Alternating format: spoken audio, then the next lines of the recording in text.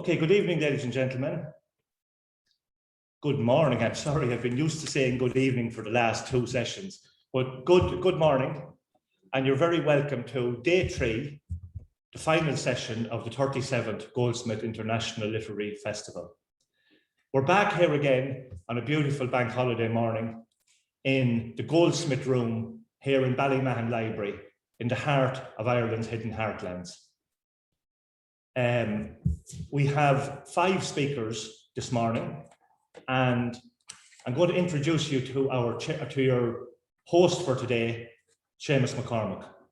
Seamus was the founding chairman of the Goldsmith Festival, and he is since 1985 until 2019. He presided over 35 versions of the festival, and it's fair to say that without Seamus, well, we wouldn't be taking part in this festival. He has been the driving force, the main, I suppose to use a colloquial Irish term, he's been the main man behind the Goldsmith Festival for all that time. And it's an absolute tribute and a credit to him that we have become the third longest running festival of its type in the country. And we show no signs of stopping. So all that is a tribute to Seamus, and indeed those other wonderful men and women who 37 years ago now started out on the road to bring the Goldsmith Festival to where it is now. So I'll come back at the end with some thanks, but at the moment then it gives me great pleasure to hand you over to your host for today, the president of the Goldsmith Festival Committee, Mr. Seamus McCormack.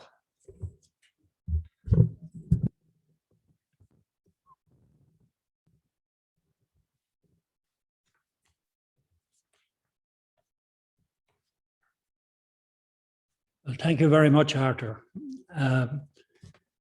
You are all very welcome here today to the final part of the 37th Goldsmith International Literary Festival here in the Goldsmith Reading Room of Ballymahon Community Library. Today, we are honoured and we are delighted to have another group of esteemed and eminent speakers here today.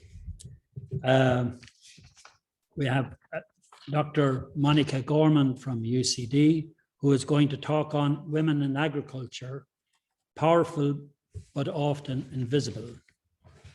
We have John Connell, well-known local author and farmer, who will speak on the broken harvest, an investigation into migrant farm workers from the front line of change in rural America.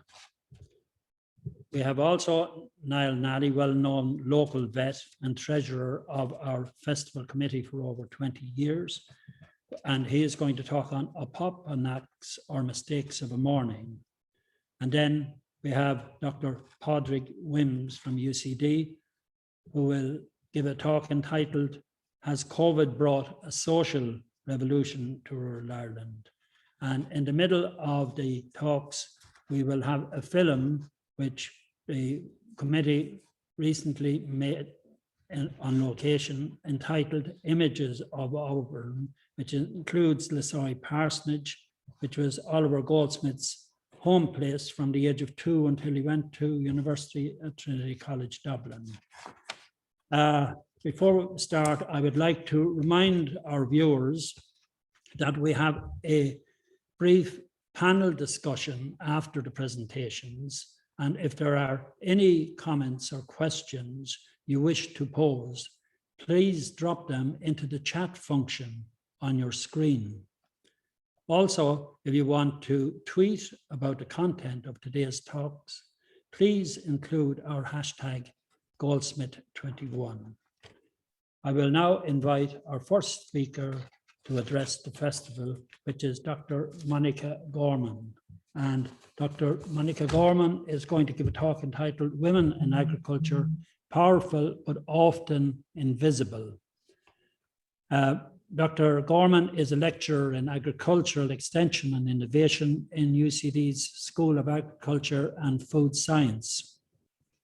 Monica grew up on a small farm in County Wicklow, and she has worked in Sudan and Tanzania on community development in agriculture and natural resource management. She completed a PhD on multifunctional agriculture and the prospects for expanding livelihood opportunities for Irish farm families. In her current role, she is bringing her diverse experiences to bear in strengthening the attention to the social sciences in a school with a dominant natural science perspective and focus. We welcome Dr. Gorman. Thank you, Seamus, and it's lovely to be here today. I'll share my screen if that's okay. Oh, I need permission, I think, to share screen.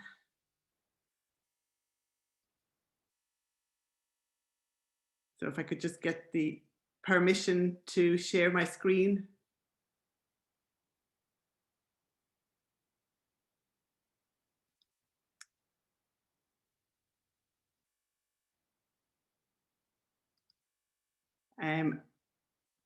If you could give me permission to share the screen, and maybe while I'm getting that permission, I might, by way of introducing myself, I'll say this is the first time I've ever spoken at a literary festival. So by way of introduction to my subject of women in Irish farming, I feel compelled to recite a verse of one of my favorite poems. And it's not by Goldsmith, but it is by James Clarence Mangan, and it was published in 1840 in the Irish Penny Journal. And some of you may be familiar with it. "O woman of 3 cows agraw, don't let your tongue just rattle." I wanted to say it to her though, because she was...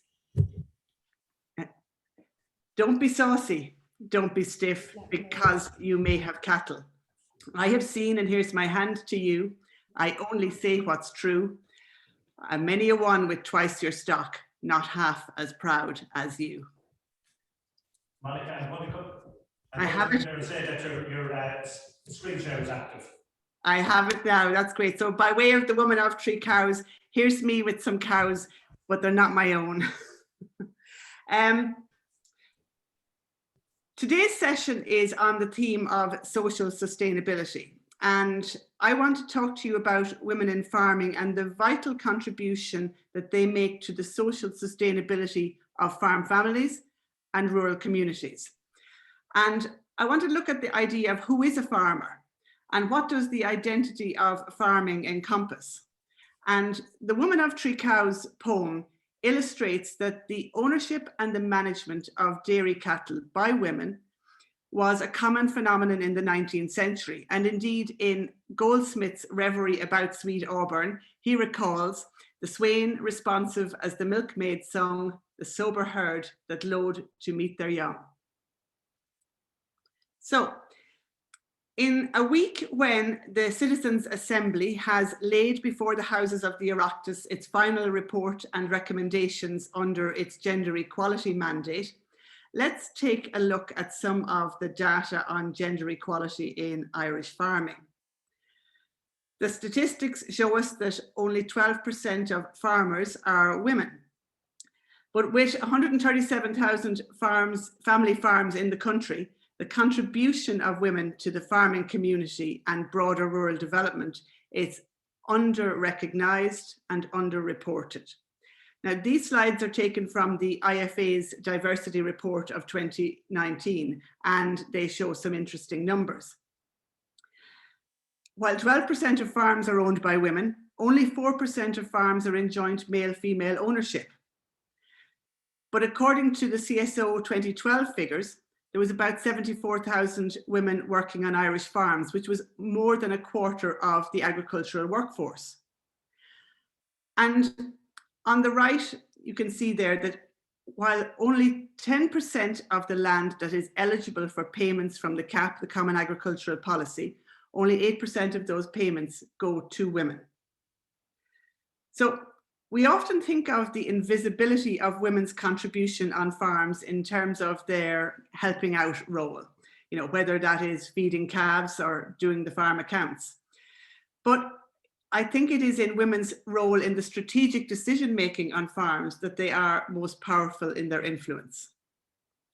The off-farm work by women on many of Ireland's low-income farms is often a farm family survival strategy that allows the husband to maintain the occupation of farmer.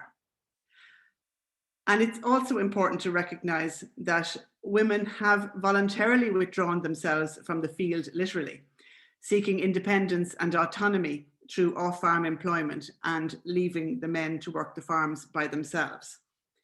But the marginalisation of women in farming did not happen by accident. And I think it is important that we acknowledge that they got pushed out. Joanna Burke wrote a very interesting paper for the Agricultural History Review in 1990 that looked at women in the Irish dairy industry from 1890 to 1914. And she discusses how in the 19th century, Irish dairy work was dominated by women. But by the end of the First World War, it was dominated by men. And she directly attributes this to the establishment of the creameries, the establishment of male-only agricultural colleges, and also legislation that limited female hours of employment. And the removal of women from the dairy sector was justified by the belief that women should be investing more time in housework and the domestic sphere. Indeed, some of the criticisms at the time that the new creameries were denying farm women an important area of productive employment were answered with the assertion that the farmer's wife has enough employment to keep her out of mischief without her making butter. So there has been a lot of scholarship across Europe on the masculinization of farming and how mechanization, specialization, and commoditization led to women's roles being minimized. There's also a lot of scholarship on how there's socially accepted norms of rural masculinity and rural femininity, where farm work is linked to the traditional role, the traditionally masculine identity, emphasizing bodily strength and skills that require physical prowess. So I want to present my main argument on the importance of women's contribution being recognized and valued and their opportunities within the ag sector being developed. Rural Ireland and farming face many challenges that require innovation, from climate change to opportunities economically to health and well-being. And environmental, economic, and social sustainability cannot be divorced from each other. They are inextricably linked. We need creative and innovative responses if we're going to be able to transform ourselves and our society to respond to the challenges and opportunities that we're facing. While the deserted village laments the loss of a rural idyll of the past, I think it's important that we see life as a journey forward where we create the foundations for the next generation. Now, of course, we should bring with us much of our heritage that we have inherited from our forebears, but we shouldn't be afraid to dream differently and to ditch the idea that somewhere in the past there was a better world. So we need innovation at the level of the individual farm in its strategies to create some kind of sustainable livelihood, but also to encourage a next generation to believe in the possibility that they too can dream of taking over the baton. So for this to happen, diversity in thinking is crucial. We need all of the talent to show up and to feel included and valued. And there is plenty of evidence that farms where there's a real partnership of equals, they're much more successful. There's less tunnel vision, there's more synergy. And there's a lot of scholarship, not just from Ireland, but across Europe and globally, that shows the link between women's active role on farms and recognizing potential for diversification and for alternative enterprise. In fact, the EU Standing Committee on Agricultural Research refers to women as drivers of innovation, generating incomes through diverse ways to contribute to farm family income. And enterprises that are very often considered as side activities for rural women or by rural women, they often act as social and emotional glue, enhancing the quality of life and the sense of well-being in rural communities and the sense that we are in a living countryside. So, of course, there are challenges, there are barriers and obstacles that are hindering women. And I want to start by just briefly mentioning the conscious and unconscious bias that arises, in part because of the underrepresentation of women in the places of power where decisions get made. Men generally do not know where women's shoes pinch. Nuffield scholar Maura McCarthy showed that in 2018, there was less than 3% female representation on Irish dairy cooperative boards. When it comes to access to resources, I'll use the example of access to agricultural advisory and education services.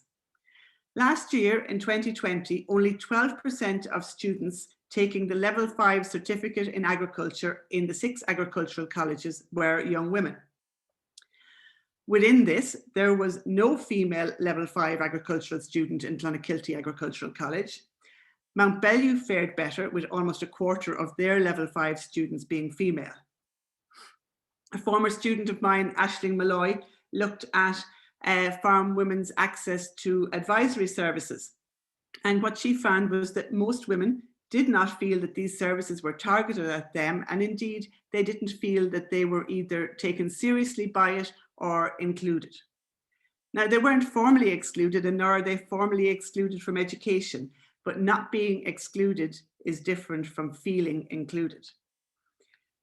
Now, we also do need to recognize, linked to this, the socialization process that has colonized our minds and solidified the stereotypes we hold when it comes to who is a farmer. Can I be a farmer? Young girls growing up on farms who have brothers generally know from a very early age, without ever having to be told, that they're not in line for succession. And the issue of stereotypes is also very much linked to this last challenge I've listed, the one of visibility. If you can't see it, you can't be it. But it's an awful lot easier to see yourself in a role if there are plenty of good role models out there being celebrated. So, what are the solutions? On this slide, I'm highlighting a couple of examples of good initiatives that are going on out there. Recently, the Irish Rural Network produced a great series of videos that tell the stories of inspiring women farmers. With the help of Macra Agricultural SkillNet, Paddy Kelly and Linnea Ryan have recently started a discussion group education initiative for the non-farming partner on dairy farms, exploring and developing their roles strategically on the farm. Now, this group has recently given itself the name Dairy Lakela, and I think watch that space with them. And I also want to highlight the Acorns programme, which has been supported by the Department of Agriculture, Food and the Marine for the past number of years, mentoring and developing peer support networks for women entrepreneurs in rural areas. These are great, and there are plenty of bottom-up initiatives, but more is needed. More encouragement, more visibility. And I would like to use this opportunity to call on the Department of Agriculture, Food and the Marine in the current negotiations on the Common Agricultural Policy's next phase to back up the rhetoric of gender equality with some real investment support in support of women in farming.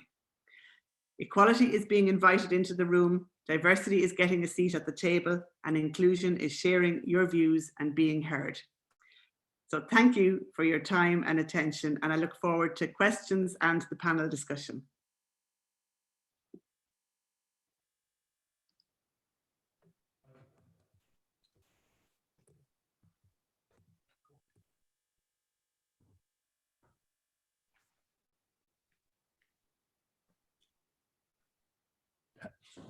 That's okay.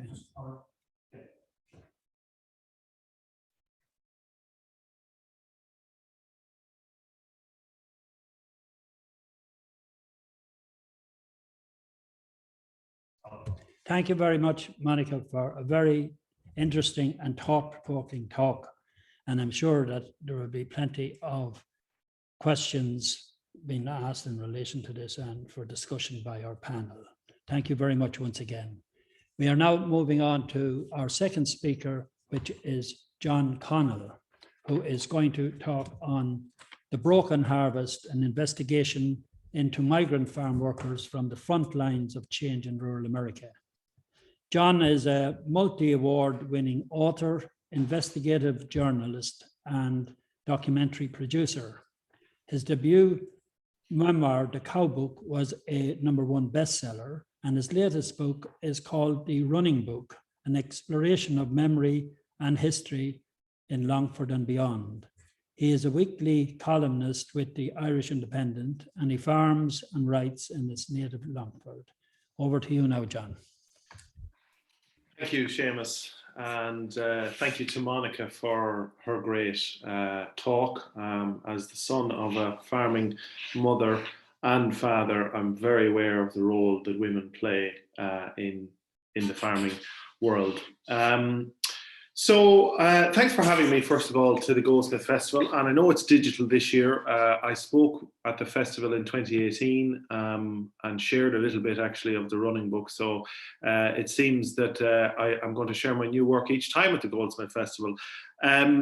This year's theme follows an agricultural bent, and it's one I'm very connected to, not least because of the Cow Book, but also as part of a greater project I've been involved in for the last year, namely the fate of migrant agricultural workers in developed economies around the world. The project is on hold due to the pandemic. It's not safe to travel to many of these countries. It's not safe to travel anywhere.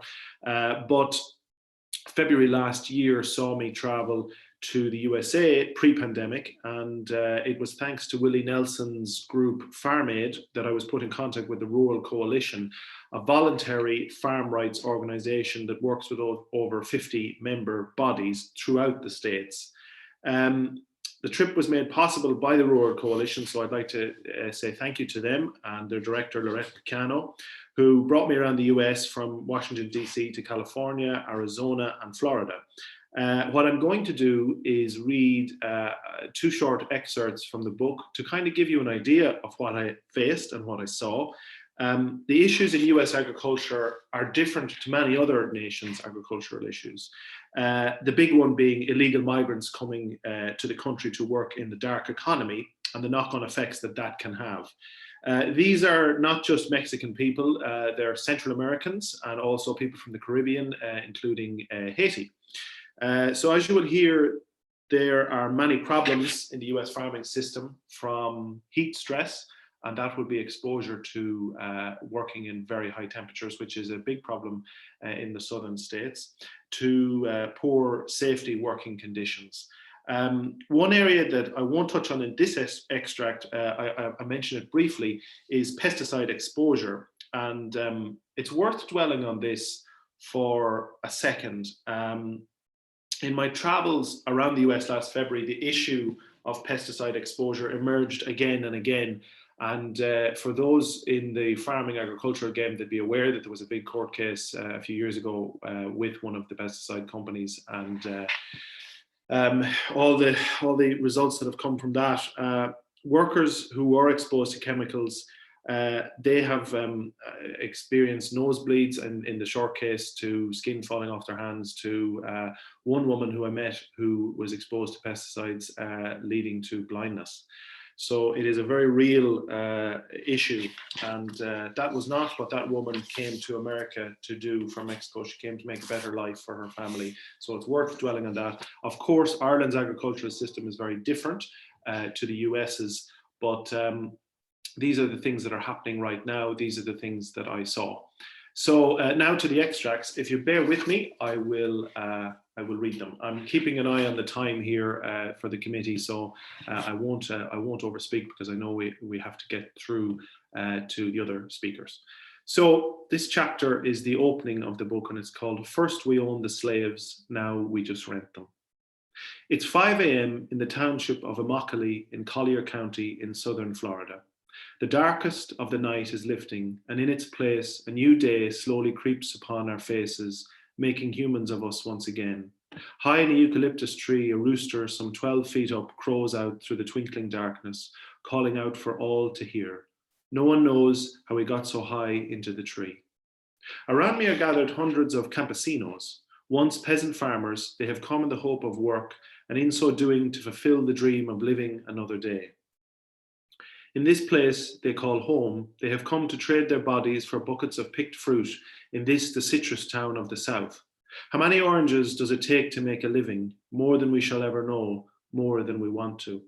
The men and women all stand outside the Azteco Mart. They spend their dollars on black coffee and cheap tacos. This shall be for some all the food they shall eat until the nightfall comes again.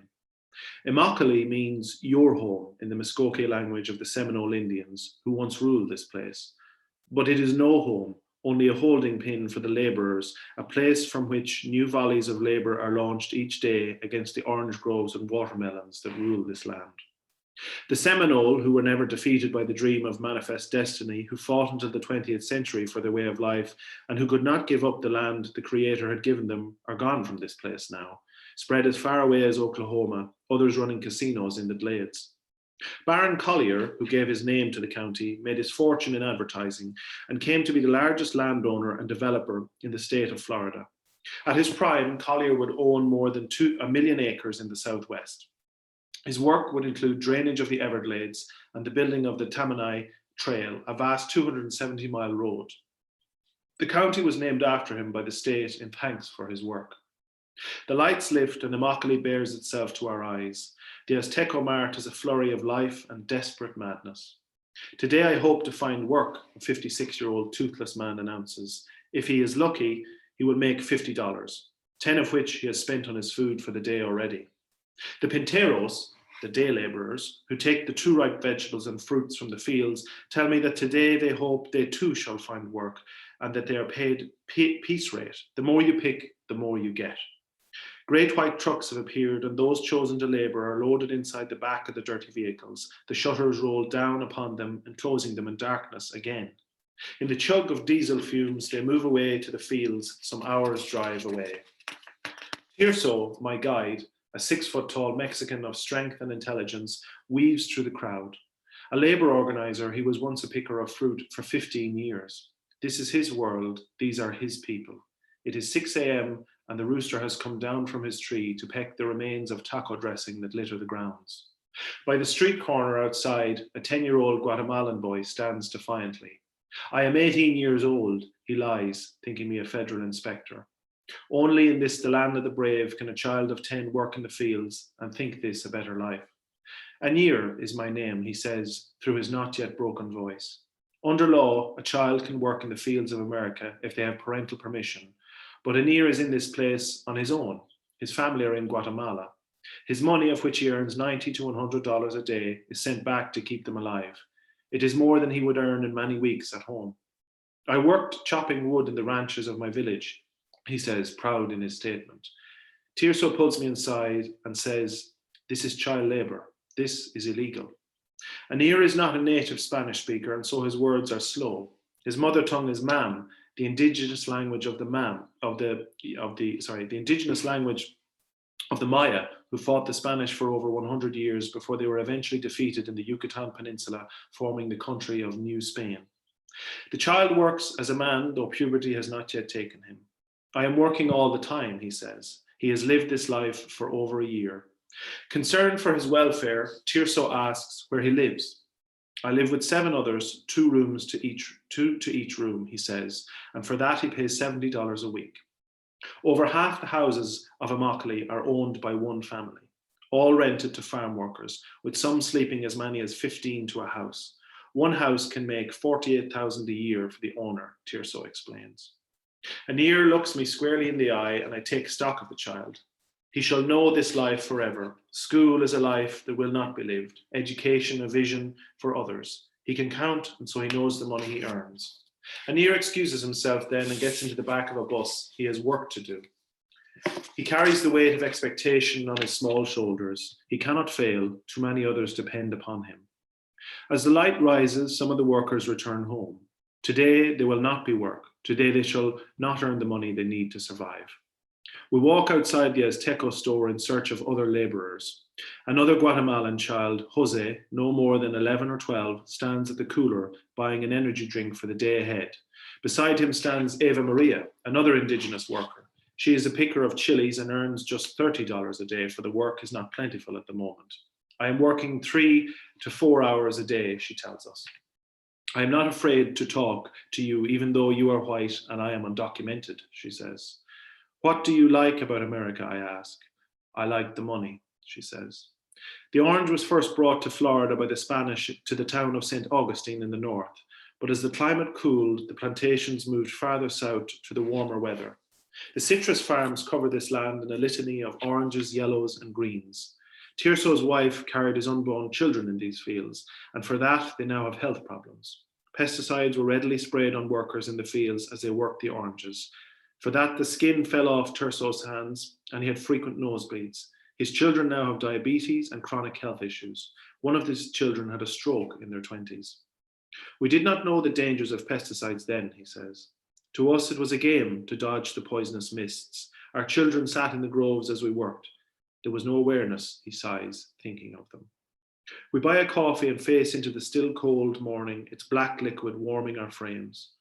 Do you want to meet the old ones? Asked Tirso. Are there old people here, I question.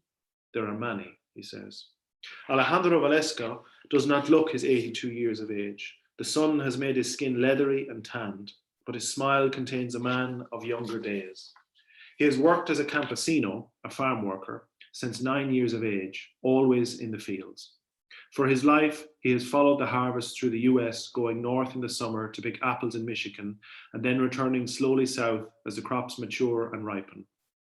I used to travel back and forth for decades, he says, as he sips his iced coffee, holding the straw with his 3 remaining teeth. He has worked in this part of America for 20 years, and though he has paid Social Security all his life, he is not entitled to a pension because he is undocumented. What does this mean, I ask? Can you stop working? No, he replies, I must work forever. With no savings, he must work until he dies. There is no safety net. Would you go back to Mexico to retire, I ask. What for, he says. There is nothing there.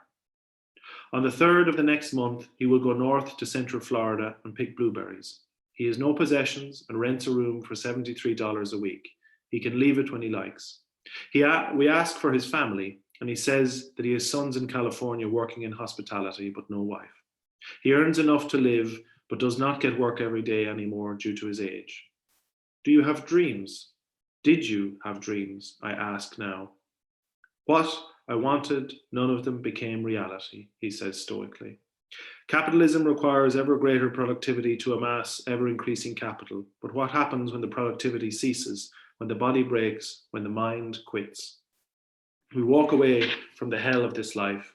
The dream of America, which this man has exchanged 73 years of labor, has not come through for him.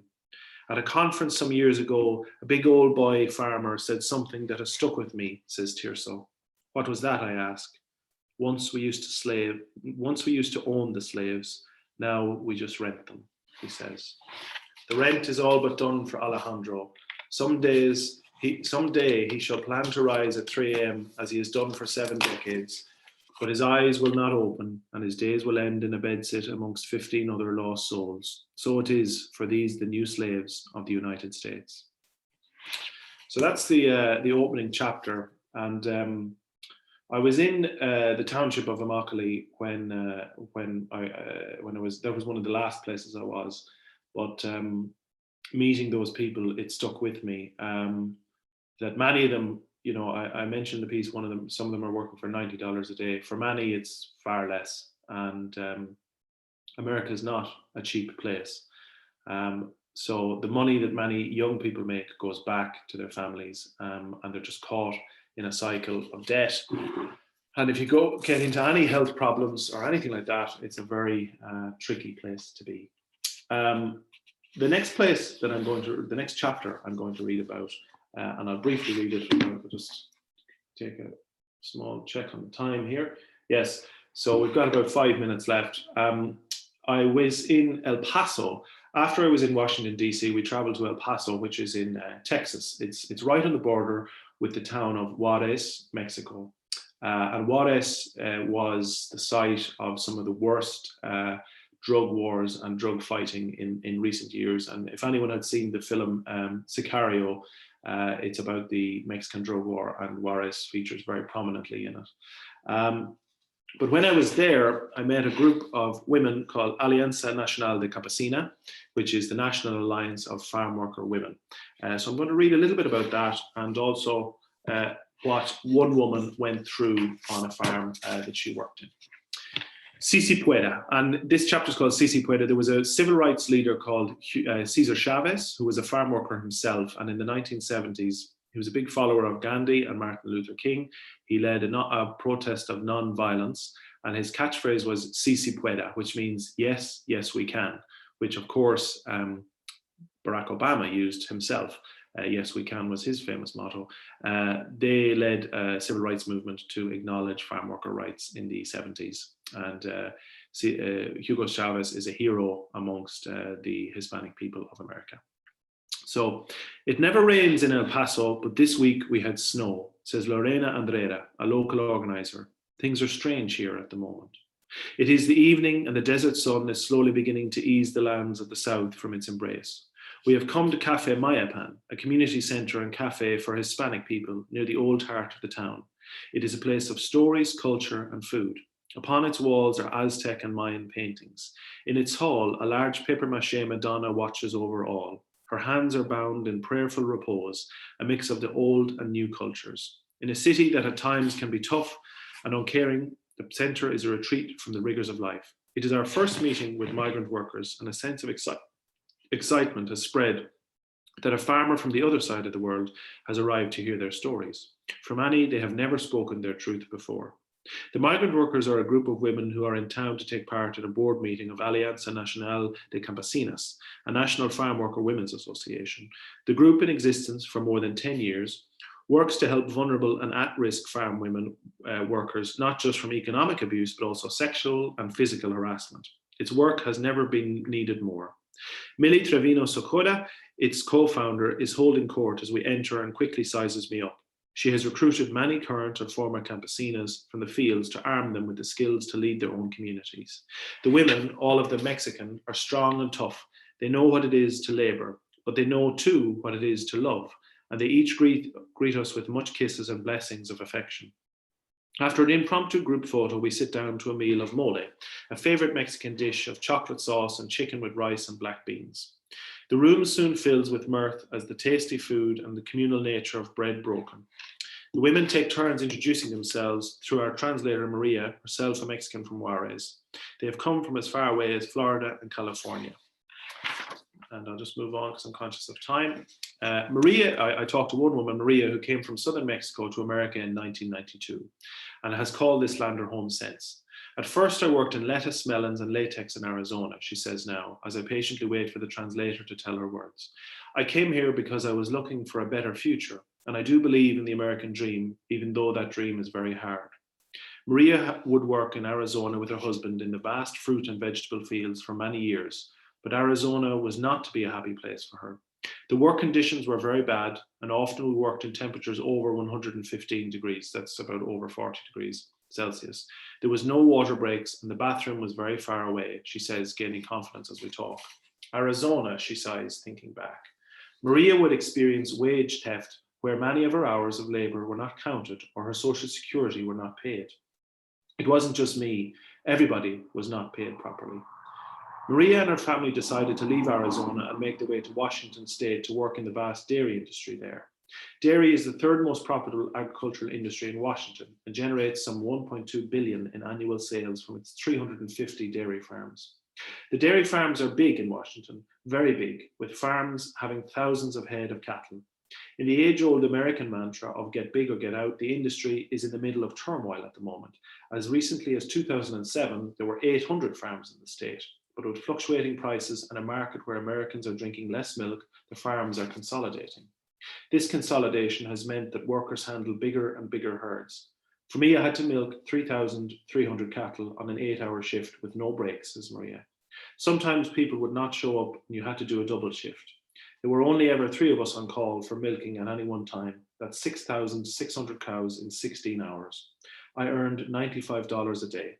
I have never seen this many cattle before, I remark, for in Ireland a dairy herd is considered big if the farmer has over 100 cows. Maria smiles at my comment. That would be a hobby farm here. Maria and her husband worked on the same dairy farm in Washington, but Washington was to prove as bad as Arizona. I was sexually harassed on the farm, she says gravely, at times right in front of my husband.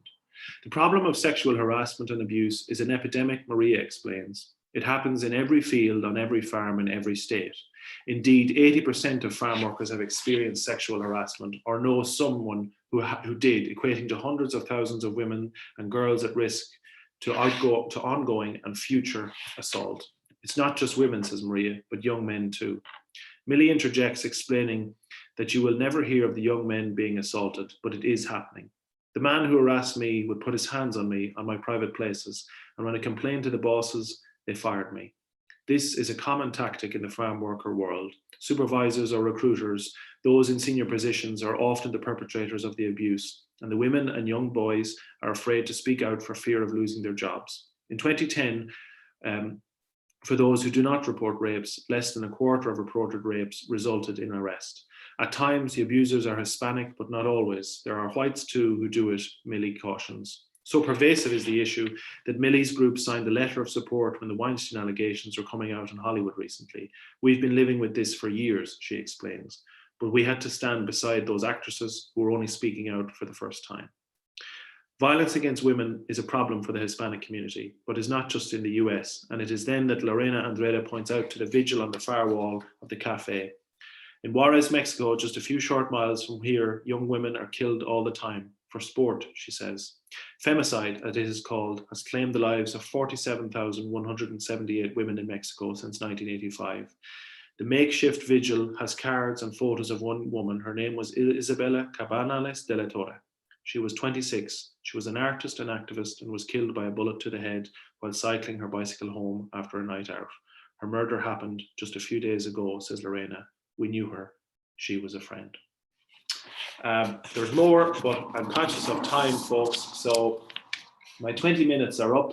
I hope that you've enjoyed my extract from The Broken Harvest. It's been a very confronting project. There's a lot of very difficult situations to deal with, and people who, in many cases, were only speaking to me for the very first time about their experiences and what they went through. I think we're going to open it up to a few questions now. So if the team are ready, I'm ready.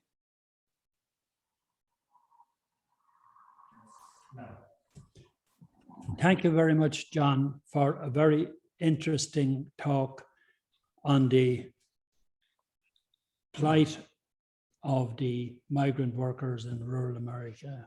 Very grim and harsh conditions that I have to put up with. And I'm very much looking forward to the publication of your book, The Broken Harvest, which is based upon your research.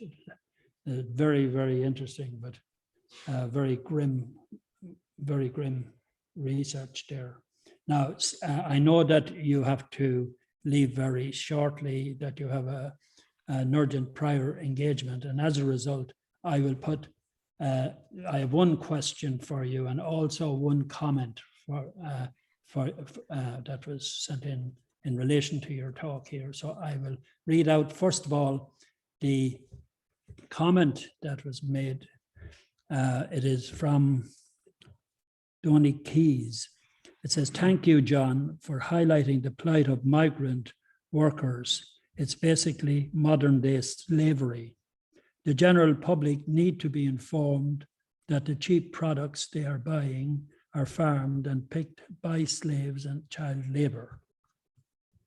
And the question that I have for you, John, is that you've been, based on your traveling experience, how does the general Irish consumer's knowledge of where their food comes from compare to other countries? Well, that's a great question, Seamus. I think, the conditions I describe in America are fairly harrowing I would preface that by saying they're not the conditions in Ireland. We do not have people working with wage theft and things like that. I think that in general, though, the Irish consumer is becoming a lot more aware of what they're buying and where it's coming from. I think a lot of that is driven by the great campaign of Buying Irish. I'm conscious of when Brexit was in its first outing, we were very afraid of beef coming in from other countries. And I think the general public became very aware of just what we actually produce in Ireland, where it goes, and the market that we need. The really tricky thing in America, because that's the only country that I've done this project in because the pandemic fell, I was due to go to Brazil. The very interesting thing there is that there is actually very few labeling laws, so you don't know where the food is coming from. Thanks to the EU, we can trace exactly where our fruit and veg comes from and our meat, but that's not the case in the US. It's very hard to get labeling. People have been campaigning on that issue for a long time, but to no avail. So I suppose the European consumer is a lot more aware. And the other, I suppose, interesting thing is the food miles that we do have in Ireland here are a lot less than, say, things that are being flown in around the States and things like that. So yes, that would be my answer. There is a growing awareness here, and I think other conditions made people aware of that, but people I do talk to are very conscious about what they buy, and I also think younger people are very conscious about it too. Are we ready? Thank you very much, John, for a very informative talk and for your answer. And thank you again for participating at our festival this year. Thank you very much. We are now moving on to a film that the committee recently made on the deserted village. It is entitled Images of Auburn.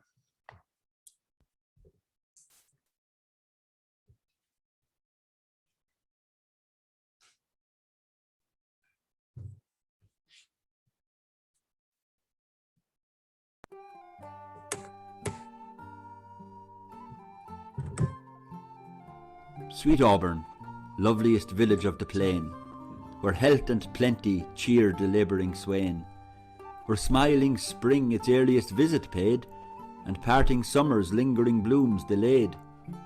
Dear lovely bowers of innocence and ease, seats of my youth, when every sport could please. How often have I loitered o'er thy green, where humble happiness endeared each scene.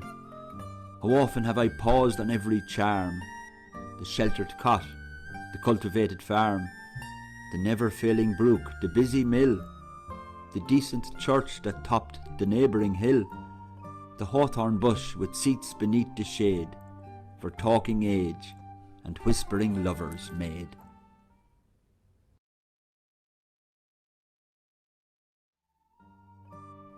Ill fares the land who hastening ills a prey, where wealth accumulates and men decay. Princes and lords may flourish or may fade, a breath can make them as a breath has made. But a bold peasantry their country's pride, when once destroyed, can never be supplied.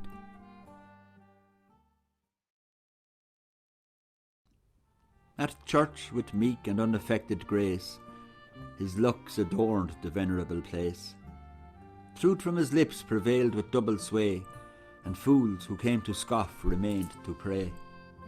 A man he was to all the country dear, and passing rich with £40 a year. Remote from towns he ran his godly race, nor e'er had changed nor wished to change his place. Unpractised he to fawn or seek for power by doctrines fashioned to the varying hour. Far other aims his heart had learned to prize, more skilled to raise the wretched than to rise. His house was known to all the vagrant train, he chid their wanderings but relieved their pain. The long-remembered beggar was his guest, whose beard descending swept his aged breast. The ruined spendthrift, now no longer proud, claimed kindred there and had his claims allowed. The broken soldier kindly bade to stay, sate by his fire and talked the night away, wept o'er his wounds or tales of sorrow done, shouldered his crutch and shewed how fields were won. Beside yon straggling fence that skirts the way, with blossomed firs unprofitably gay, there, in his noisy mansion skilled to rule, the village master taught his little school. A man severe he was and stern to view. I knew him well, and every truant knew. Well had the boding tremblers learned to trace the day's disasters in his morning face. Full well they laughed with counterfeited glee at all his jokes, for many a joke had he. Full well the busy whisper circling round conveyed the dismal tidings when he frowned. Yet he was kind, or if severe in aught, the love he bore to learning was in fault. The village all declared how much he knew. 'Twas certain he could write and cipher too. Lands he could measure, terms and tides presage, and even the story ran that he could gauge. In arguing too the parson owned his skill, for even though vanquished he could argue still, while words of learned lent and thundering sound amazed the gazing rustics ranged around. And still they gazed, and still the wonder grew, that one small head could carry all he knew.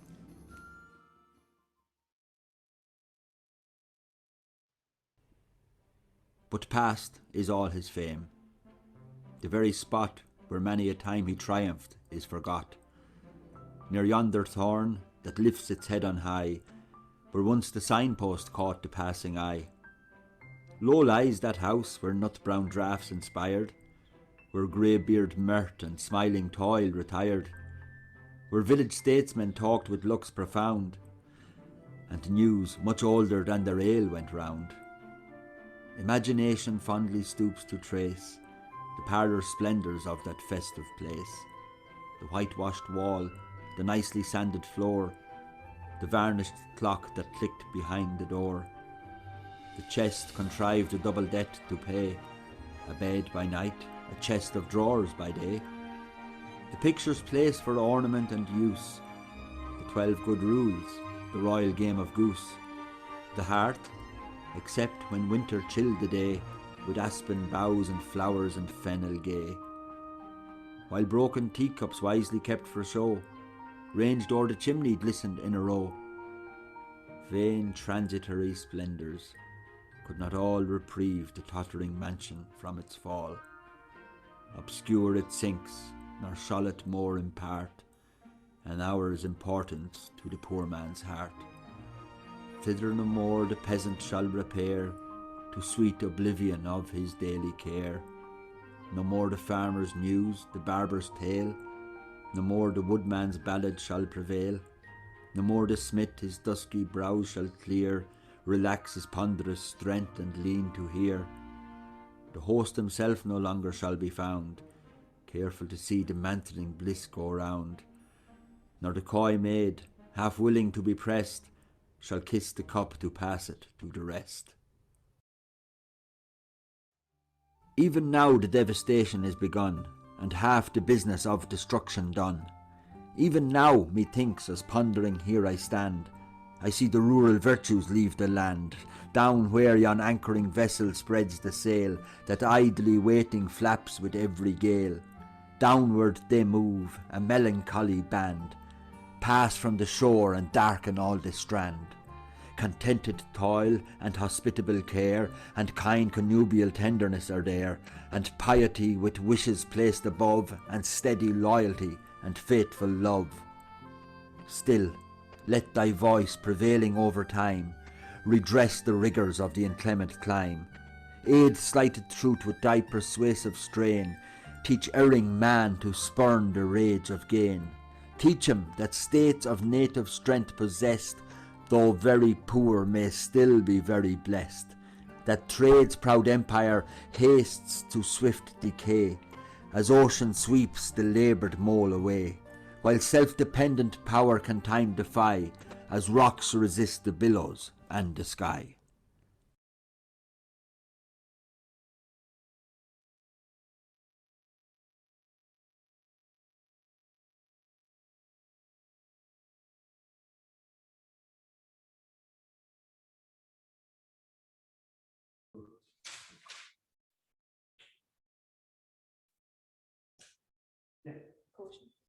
I hope you all enjoyed that short film, Images of Auburn. And I would like to thank Shane Crossan for filming the various scenes which were associated with Oliver Goldsmith's famous poem, The Deserted Village. Now, the actors all were making their debut in the world of theatre and filmmaking.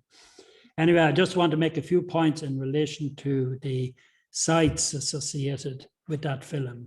The first that you saw there was Lissoy Parsonage, which you can see is in ruins today, but this was the Goldsmith family home from 1730 to 1747. And it was where Oliver lived from the age of 2 until he went to university at Trinity College, Dublin. Sweet Auburn, loveliest village of the plain, Auburn and Lissoy. This is where Goldsmith remembered and drew his inspiration for that particular poem. And the various sites mentioned in the 4 lines, how often have I paused on every charm, the sheltered cot, the cultivated farm, the never-failing brook, the busy mill, the decent church that topped the neighbouring hill. The decent church, that was Kilkenny West Church that you saw in the film, and that was where Oliver Goldsmith's father, the Reverend Charles Goldsmith, was rector there until his death in 1747.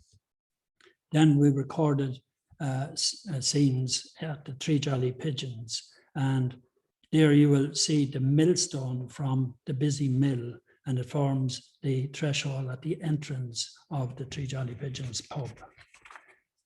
Just one more interesting link to the deserted village and Auburn, and that is that there is a university in Alabama in the US called Auburn University, which was once an agricultural college, and it's named after the opening lines of the poem.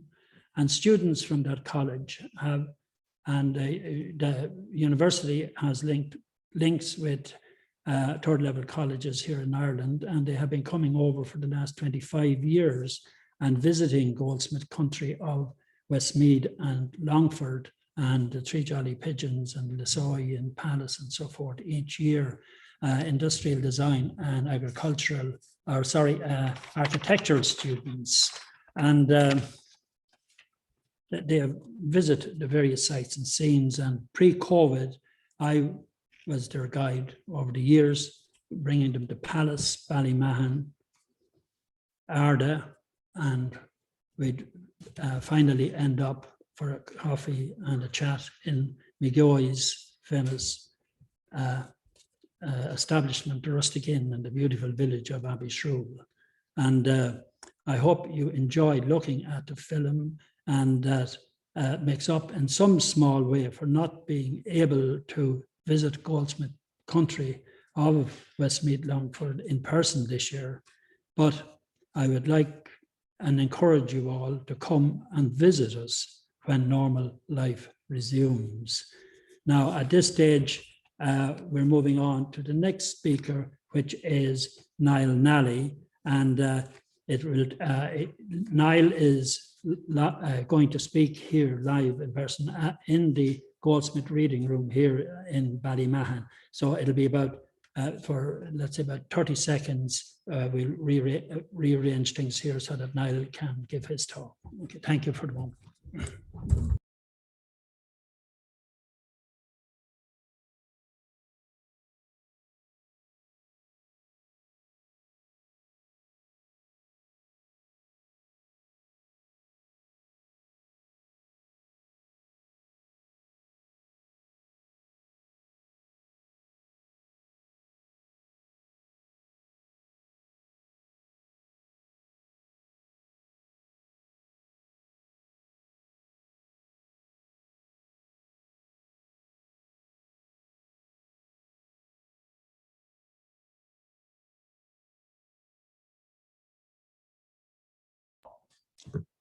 Good afternoon, people. Welcome all to this, the third day and final day of this year's festival. I'm afraid I'm going to have to disappoint you about the topic on which I'm going to speak. Opopanax and mistakes of a morning will have to wait for another occasion, because when I started to do a little reading on the theme, I decided to uphold my brief and talk for a while on the concept of social sustainability. If one can judge the future of Irish agriculture by the prices paid recently for good farming land by neighbouring farmers, then the outlook indeed is encouraging. Nevertheless, the buzzwords and all the talk among people in the industry is about sustainability. Sustainability means meeting your own means without compromising the ability of future generations to meet their needs. All essayists and papers on sustainability seem to agree that the end of all our activity should be enable each person to function and flourish within a society that has the common good as its ultimate ambition. It is reasonable to assume then that despite the importance of economic and environmental pillars of sustainable development, and they've been dealt with already in the last 2 days, of paramount importance in the agricultural context is the well-being of the farmer, his family, dependents, and any persons he may employ on a part-time or full-time basis. That is what social element of sustainability is about. Rural Ireland is defined as all the territory outside the administrative boundaries of the main cities and largest centres of population, but other definitions include smaller towns. Broadly, it refers to open countryside, rural villages, and small and larger towns.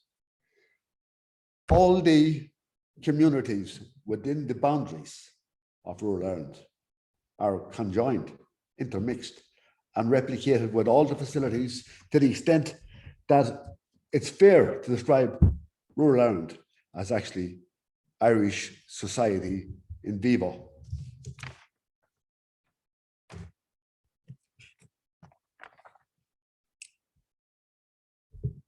Since 1972, the National Farm Survey has been carried out on a yearly basis by Teagasc.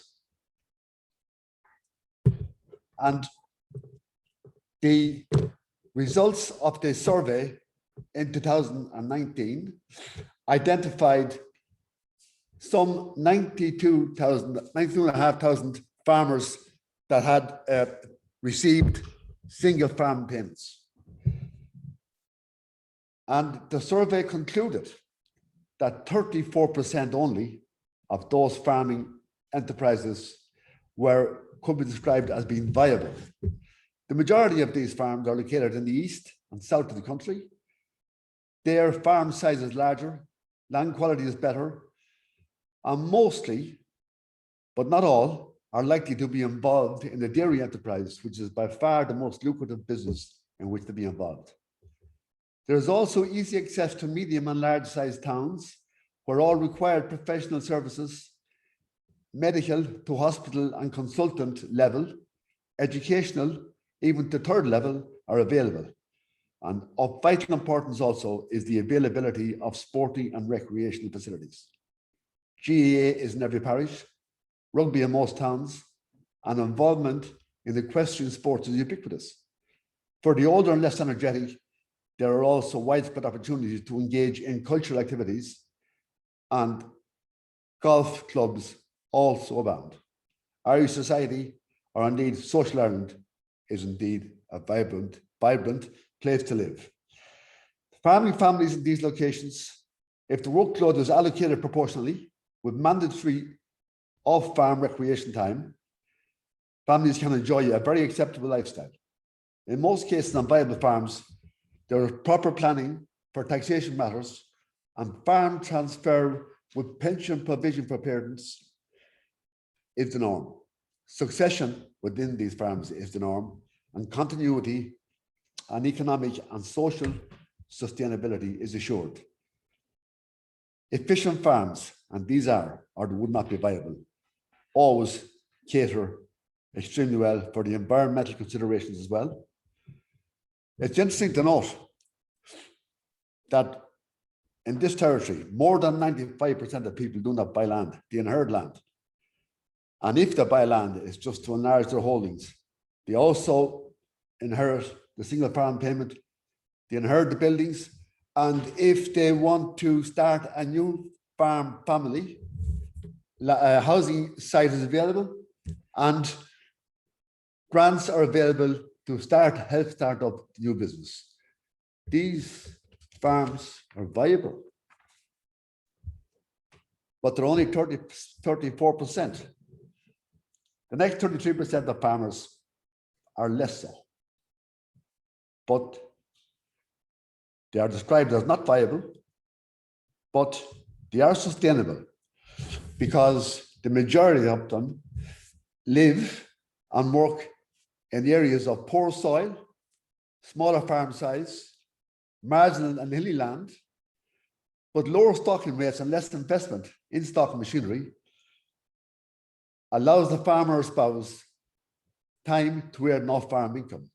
And it is true that 52% of farming households have access to off-farm income of some kind. This can be a reward for hours worked, that's called wages, or pension, or social welfare. There's another category, a lower category, which is quite small households. They have incomes and outputs of no more than, slightly more than 8,000 euros, and they are not sustainable, cannot be made economically sustainable. And a further 45 to 55,000 people live in these territories who are not viable farmers. They're not active really at all, but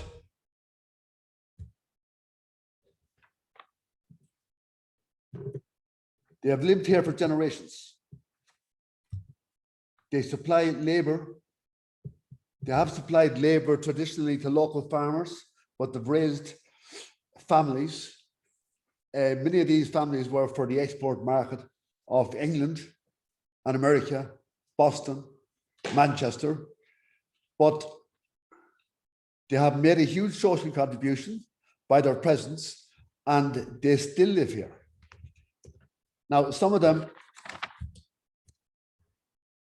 are of an age profile, which means that they're fully retired, and some of them are, I just lost my sequence here, excuse me.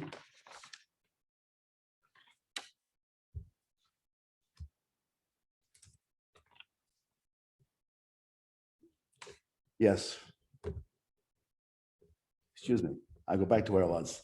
I said these people cannot be made economically sustainable, and the lower sector still live here. They provide for themselves. They're mostly, in many cases, retired, and they have raised families. They've supplied labor for nearby farms, and they've supplied youth for the labor markets of England and America. In 1967, O'Malley introduced free education for secondary students, probably the most important innovation in the history of the state by any minister. And in a few short years, education became a possibility for ambitious, determined students, and now it is the norm, and Irish graduates are world leaders in science, big pharma, engineering, IT, medicine, and of course, agricultural science.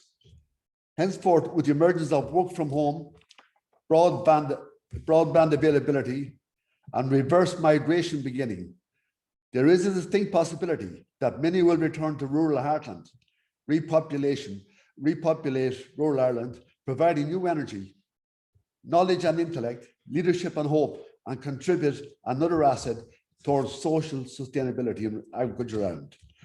I should make clear now that the socio-economic agricultural sectors described are not geographically apart, but coexist to a smaller or greater extent in every parish in Ireland.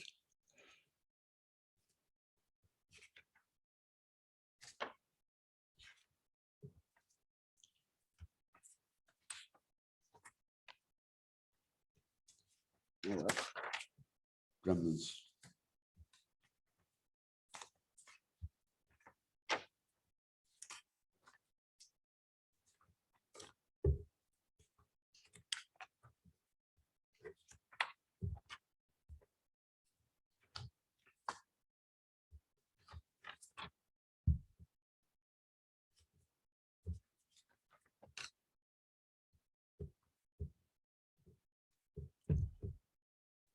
It is finally acceptable to describe a producer of agricultural product, that's a farmer, as being socially sustainable or not by the lifestyle he and his family enjoy. I'm reminded of James Carville's iconic comment in 1992 as a political strategist for Clinton versus George Bush. He remarked, it's the economy. Somebody else added the word stupid subsequently, and that's what it's known and remembered as now. Carville knew that the American voter would be influenced by the disposable income in his pocket. So too with Irish farmers. Regardless of the socio-economic group in which trackers might place them, for statistical reasons, superficially at least, very few members of the agricultural population, or indeed any member of society at large, would appear to be in need or want. But exceptions can occur. The Irish social welfare system, I have found, appears to be very generous, and long may we afford to keep it so. The price of the product is important to farmers, but so also is the support payment to every farmer from EU CAP funds. The basic scheme introduced in January 1915 was based on entitlements allocated in 2005, which was ultimately based on average direct payments claimed in reference years 2000, 2001, 2002. And some consideration was also given to milk quota and hectares farmed. There is talk recently, and especially contemporaneously now, about the concept of convergence. Convergence is the established process to redistribute and flatten the value of CAP payments. To date,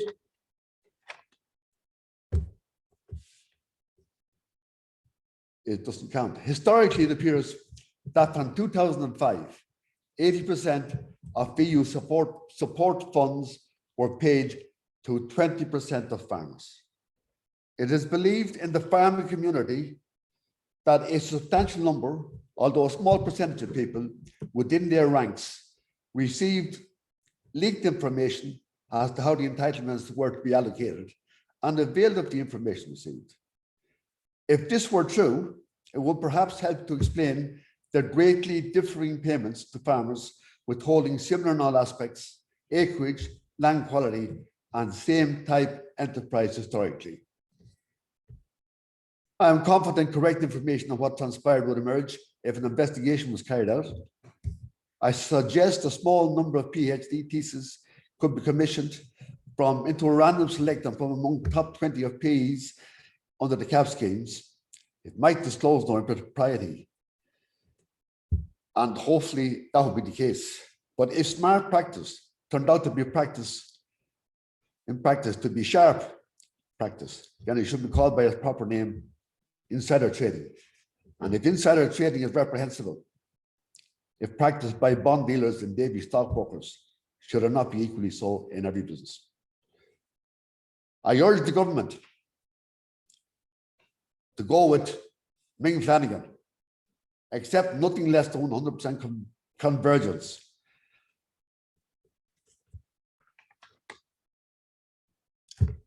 It is interesting to note that there are about 1,080 parishes in the country. And if as few a number as 3,000, 2,500 to 3,000 farmers had privileged information and used it, it would mean that there would be 3 or 4 of those in every parish in Ireland. And this Consequent resentment among the deprived neighbours would hardly induce social cohesion. All the social scientists will tell us, insofar as I have read, that for social sustainability to exist, social cohesion must also precede it. For cohesion to exist, it is required that the inequalities, exclusions, and disparities based on ethnicity, gender, sex orientation, class, age, disability, and any other distinction which engender divisions should be eliminated. But social cohesion is a social ambition which includes reducing socio-economic disparity. Now, there is, insofar as I can see, no way that the socio-economic disparity can ever be reduced. Farmers are not going to volunteer to give up land, no more than they're going to volunteer to give up a disproportionate amount of the single farm payment that 20% of them enjoy. I cannot understand why a 20% cohort refused to give any concession in this matter of convergence. They have to acknowledge sooner or later that there should be a fair division of what is in fact support for an industry rather than for a vociferous minority. There's no farmer heard of Jonas Salk or Tarquin and Lucrece.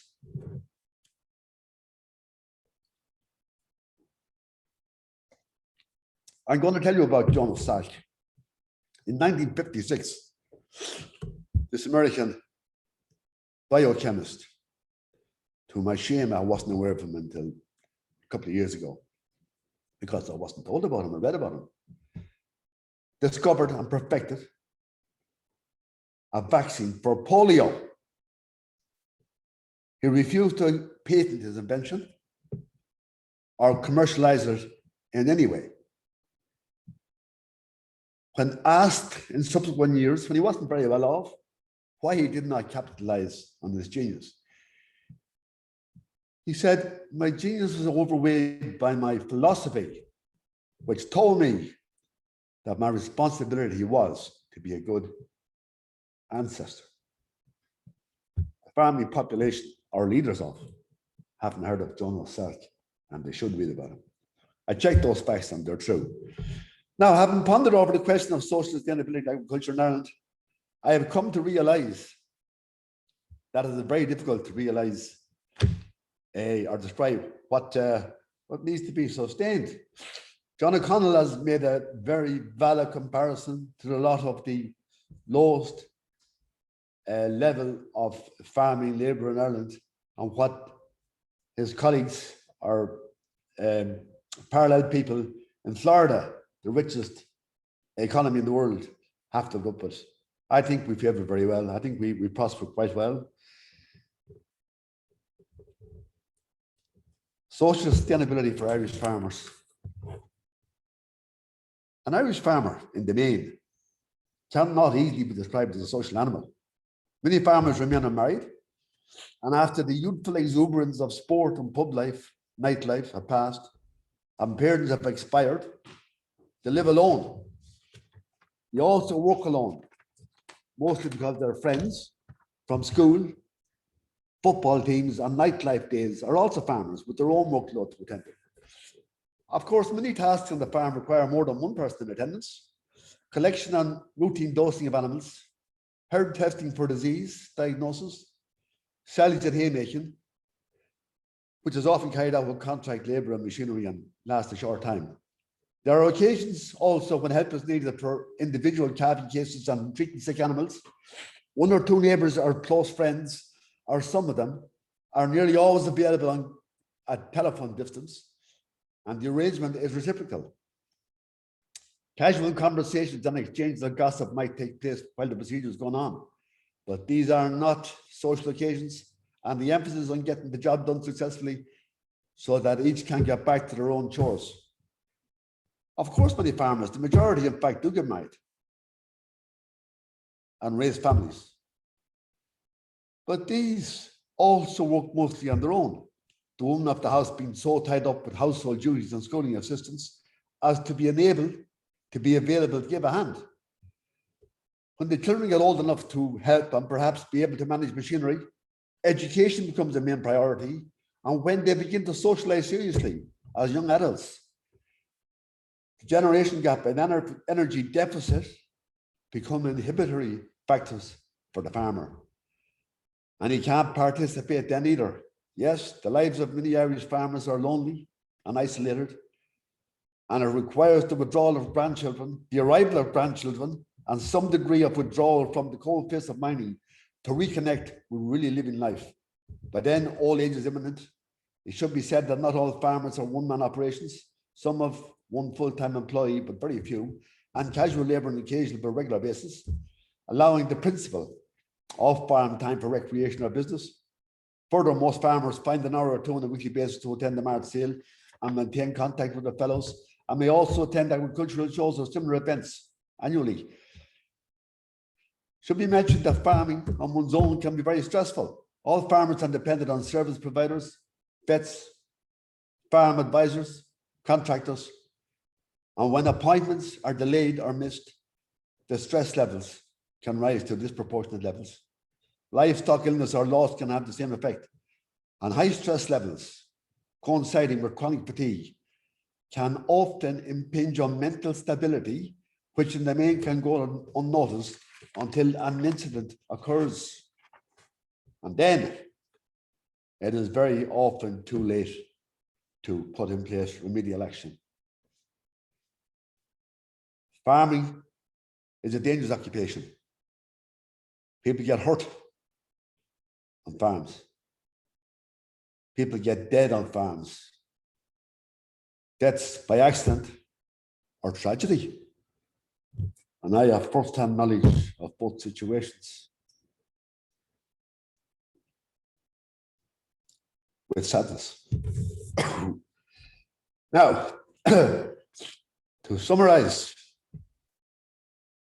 the sustainability of Irish farmers and farming is not in doubt, but what is required is a redistribution of the funds available, 1.65 billion, which is an average of more than 18,000 to 92,500 farmers, should be distributed more evenly than it is. And I call upon the Minister and the government to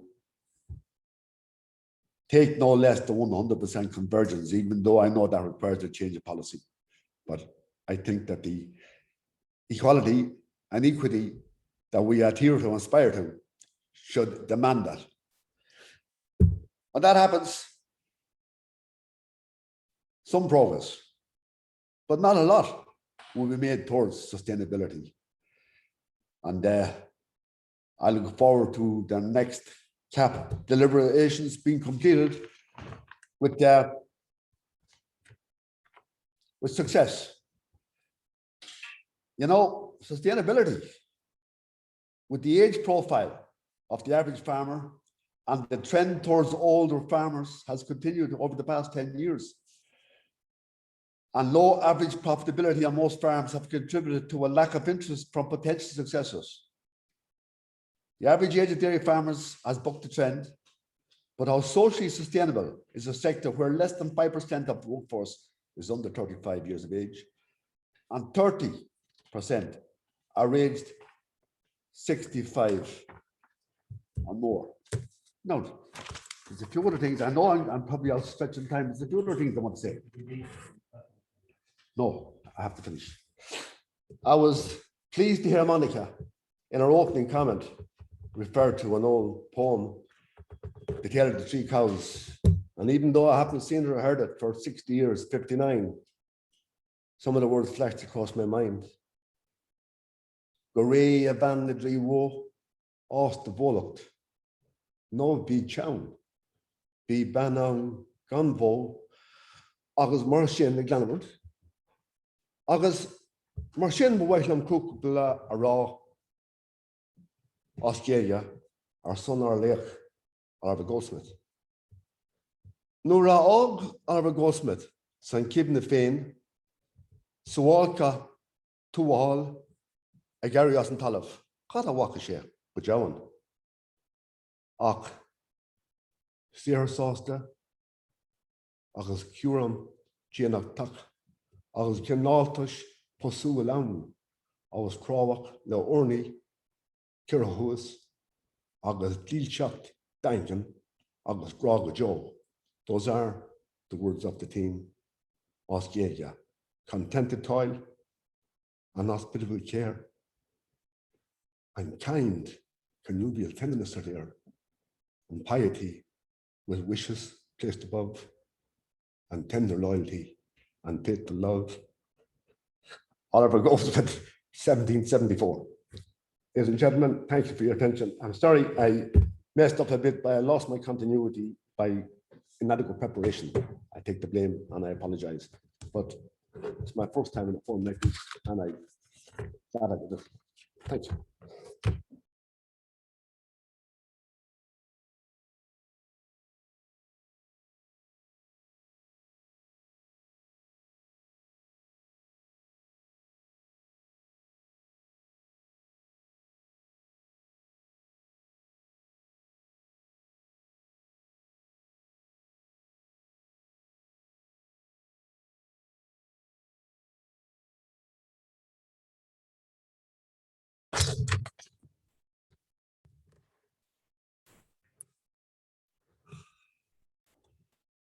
Thank you very much, Niall, for an excellent presentation. Very wide-ranging and a fantastic critique of present-day agriculture in Ireland. You brought up a lot of issues, and some of them very controversial, and some of them that will have to be addressed in the very near future. I will move, I'm sure that there will be some comments coming up here, and we'll address them and the questions and answers at the very end. We're moving on now to our last speaker, which is Padraig Wims, who is Associate Professor of Rural Development in the School of Agriculture and Food Science, University College Dublin. He is Director of the Master's Degree Programme in Sustainable Agriculture and Rural Development at UCD. His main research interests include researching the contribution of information and communications technology to rural development and agricultural education. His particular research interest is how these ICTs can benefit rural communities. Padraig grew up on a mixed farm in Ballymote, County Sligo, and the title of his talk is Has COVID-19 Brought a Social Revolution to Rural Ireland? Padraig, I would invite you now to come in. Thank you very much. Thank you very much for that lovely welcome, and delighted to be here. And even though I'm a Sligo man originally, today I'm talking to you from the countryside in County Leitrim. So I'm not that far away at all from Goldsmith country today. And I can tell you that it's an absolute cracker of a day in Leitrim. Sun is shining and beauty, the countryside looking lovely. All of the hawthorn trees are laden down with their white flowers. And if I can quote from Oliver Goldsmith, I think if he's looking down on us, he would approve, because he made reference in The Deserted Village to the hawthorn bushes with seats beneath the shade. So I think all we're short of today now is some of those seats beneath the shade. And if any of you are listening to this from a seat in the shade of a hawthorn bush, good luck to you. Enjoy it and make the most of it. So my presentation today, I'm just going to share my screen with you, and hope you can see that. So my presentation is, has COVID brought a social revolution to rural Ireland? And I think by way of introduction, I want to say that most of the presentations in this excellent festival have dealt with what's been going on inside the farm gate. But the focus of my presentation is on outside the farm gate. And I think, I hope you'll indulge me in doing this, because the theme today is social sustainability. Farmers don't live in isolation, as the previous speakers have said. And what I mean by that is they're part of a much broader community. Goldsmith himself recognized that when he was talking about, even though it was the 1770s and he was referring to a very much an agrarian society, he still recognized and made reference, for example, to the village teacher, whose small head carried all he knew. So there are lots of different sectors in any rural community, farmers among them, but not just farmers. And for those coming from farm families, you have brothers and sisters, you have daughters and sons, all of whom may well want to live and work in rural areas. So has COVID had an impact in that? That's the question that I want to pose. And I think it's interesting if we look at the early analysis of the impact of COVID. When it hit 15 months ago, the predictions at that time were that rural Ireland was going to be particularly hard hit by COVID. And there were a number of reasons for that. One, there is a disproportionate older population in rural Ireland compared with the national average. And as we know, the elderly were particularly afflicted by COVID, and those who contracted it were at greater risk than younger populations. But also the higher share of workers in essential jobs like agriculture, food production, food processing in rural areas where there's a limited capacity to work remotely, and social distancing much harder to achieve. And for that reason, those workers in rural areas would be more at risk. And the third reason was that once COVID hit, the impact was immediate on certain categories of employment, like in tourism, hospitality, and food sectors. All of these, you guessed it, disproportionately important in rural areas. So what happened? Well, at this stage, we're looking forward to getting back to some sort of normality. The number who have been vaccinated is increasing apace. And we are hearing increasingly people saying, oh, it'll be great to get back to normal. Restaurants will be opening tomorrow. And I would feel that simply a return to normal would be a wasted opportunity. We can do it a lot better than going back to normal. And COVID has shown us that there are new ways of doing some things. And by way of provoking you to think about this, think for a moment, if COVID had struck the world 15 years ago or 20 years ago, what would have been the consequences? And I would argue that the consequences would have been horrendous. They have been horrendous as it is, but they would have been much more so. We're already hearing our politicians saying that the economy is ready to take off like a rocket, because the basis is going to be there. And what the reason for that is because so many sectors of our economy have been able to continue despite the COVID pandemic. And in saying this, I'm not trying to trivialize the impact of COVID. If anybody who's listening, if you have been impacted by it, if you've contracted it and been sick by it, it's no joking matter, it's no laughing matter. And even more seriously, if any of you have suffered bereavements, and not just from COVID, but any bereavement, the impact on those families has been really, really dire. Because if there's one thing we tend to do well and support each other in Ireland, it's at times of funerals, times of bereavements. And that hasn't been allowed to happen in the last 15 months. So I'm not minimizing in any way the impact of COVID, and I'm not trying to say that it wasn't serious. But even the darkest clouds sometimes have silver linings. And that's what I want. This is the final presentation of your festival, and I want it to be a positive one, and I want you to go away with positive thoughts, because there are two key areas where those silver linings have been particularly evident, and they are that showing us what the potential of rural broadband has achieved in facilitating two things: remote learning and remote working.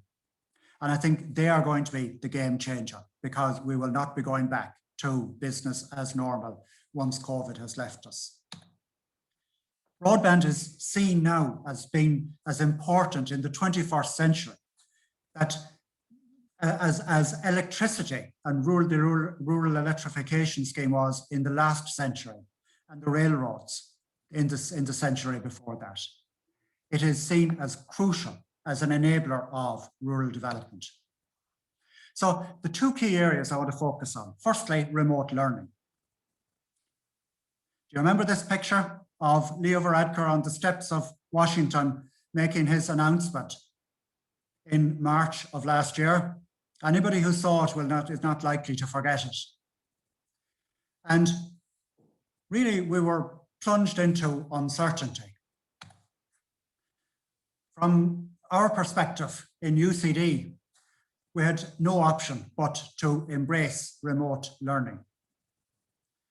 So, as with the technology that was available to us at the time, we recorded our lectures and put these online and expected the students to access those lectures from their own homes. And in truth, it was remarkable how quickly we adapted. And those who were able to adapt were the staff and the students who were fortunate enough to have internet access. They all adapted very well. There was another cohort of students who didn't have adequate internet access from their own homes and who had to try and use their local libraries or try to use whatever internet access they could manage to log on to. But they weren't able to come to UCD. They weren't able to go to their college or university. And we continue, because we were toward nearly at the end of the academic year, we scrambled by, we managed and did the best we could. And we've managed similarly for the last academic year. I think it's interesting because last week, the results of a survey by the Higher Education Authority and the Irish Universities Association of almost 50,000 students across 25 colleges was published. So this was a large-scale survey. It's not, and we can take it as very representative of students' opinions. And that survey was really surprising because students actually liked some of those changes. And what students particularly wanted was the recorded lectures to continue when the campuses would reopen. So they were asked what they particularly liked, and the dominant answer was they liked the recorded lectures. They liked to be able to play them back over and over again. They liked, and the aspects that found favor: accessibility of notes and lecture slides online. And very significantly for UCD, the benefit of less time spent commuting. Those were two key features. So remote learning is going to remove some of these traditional barriers to training programs and education. And if you don't believe me, let me, for some of you, you may not understand what it's like in UCD on a dark winter's morning around 8 o'clock. Believe it or not, by 8 o'clock, most of the car parks are full, and they're full of students. And those students will have left their homes on the surrounding counties. Certainly some of them would be traveling as far as from Goldsmith country in order to get parking, because if by 8:30 there isn't a parking space to be got. And you'll see them around 8 o'clock listening to their radios with their cars going and the heat on. And in order, if they have a 9 o'clock lecture, that's what they have to do. That is not sustainable.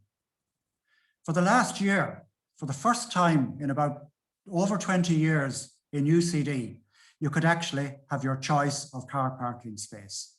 So remote learning has been a game changer. Why? Because education is no longer confined to the students nearest college. Once they have embraced remote learning, now the whole world is their oyster.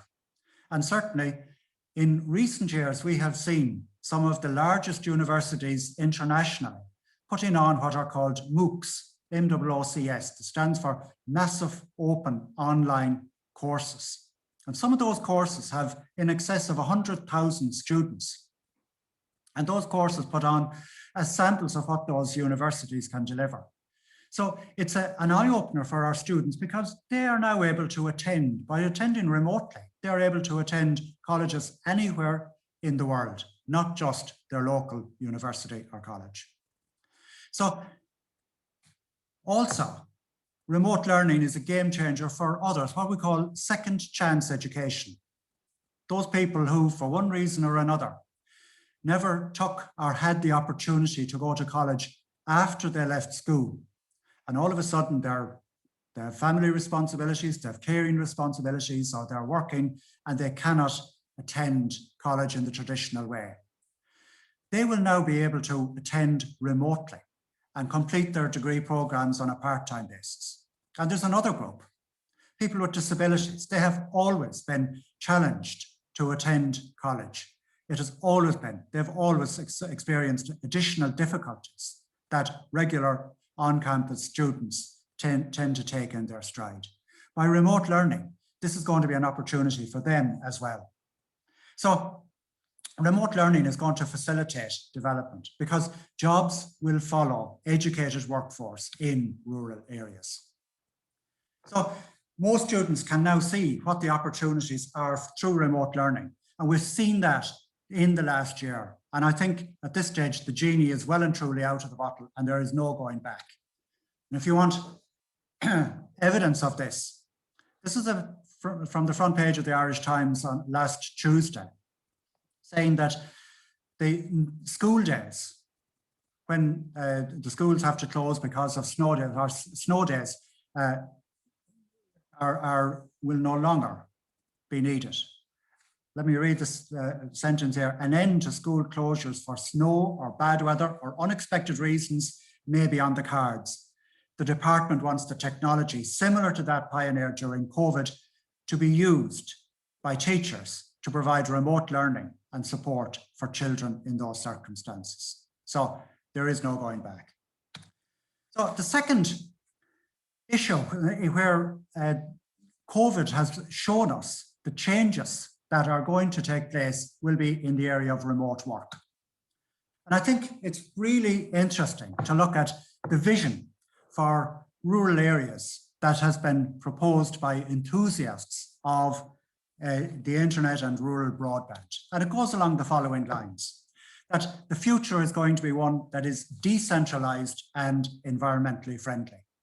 More rural businesses, more people working remotely, working in rural areas, will mean that there's a lower population density and less congestion in urban areas. There's going to be reduced transport costs, reduced use of fuel for cars and trains and less atmospheric pollution.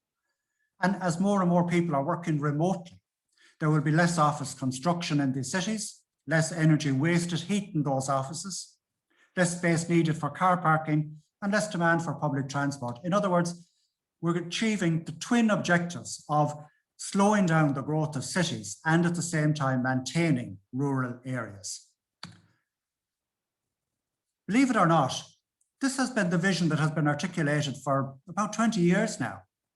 But the difference is that up to now, we have been talking about the potential. For the first time, we're now able to talk about the actual. In other words, COVID has been a forced experiment to show us what we can achieve. And I think it is really interesting what's happening. So there's much more emphasis on remote work. an arrangement where the work is fully or partially carried out as an alternative work site other than your default place of work. And typically, this will be taking place in your home, in remote areas, but not in city centre locations anymore. Prior to COVID, in 2019, only 7% of those who are employed in Ireland usually worked from home. An additional 6.5% of those employed worked occasionally from home. So at that time, 7 and 6, 13.5% were working remotely. The COVID pandemic accelerated that shift because there was no opportunity. And that's why I asked the question, what would have happened if COVID had struck 20 years ago? Remote working would not have been possible.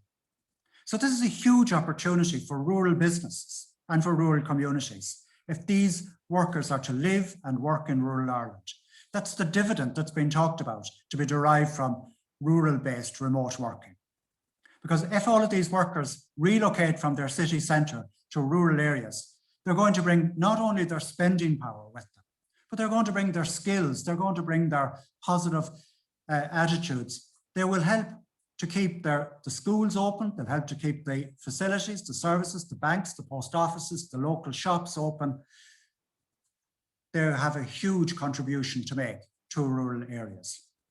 So if we were to look at the availability to engage in remote work, this is a report prepared last year on the basis of what had happened with COVID, prepared by the 3 regional assemblies of Ireland, and found that over 1 in 4 private sector workers in Ireland is capable of working remotely.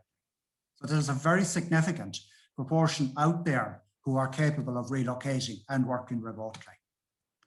And earlier this year, in January, the National Remote Work Strategy was launched by the government. And the result is that remote working is now firmly embedded in Irish government policy. And the objective of it, to ensure that remote work is a permanent feature in the Irish workspace in a way that maximizes the economic, social and environmental benefits. And the evidence from this emerged from what they experienced with COVID. And not only that, but that was followed by, in 2 months later, in March of this year, by the government's new policy on rural development, our rural future, rural development policy for the next 4 years. And that aims to re-energize town centres, develop the rural infrastructure and services.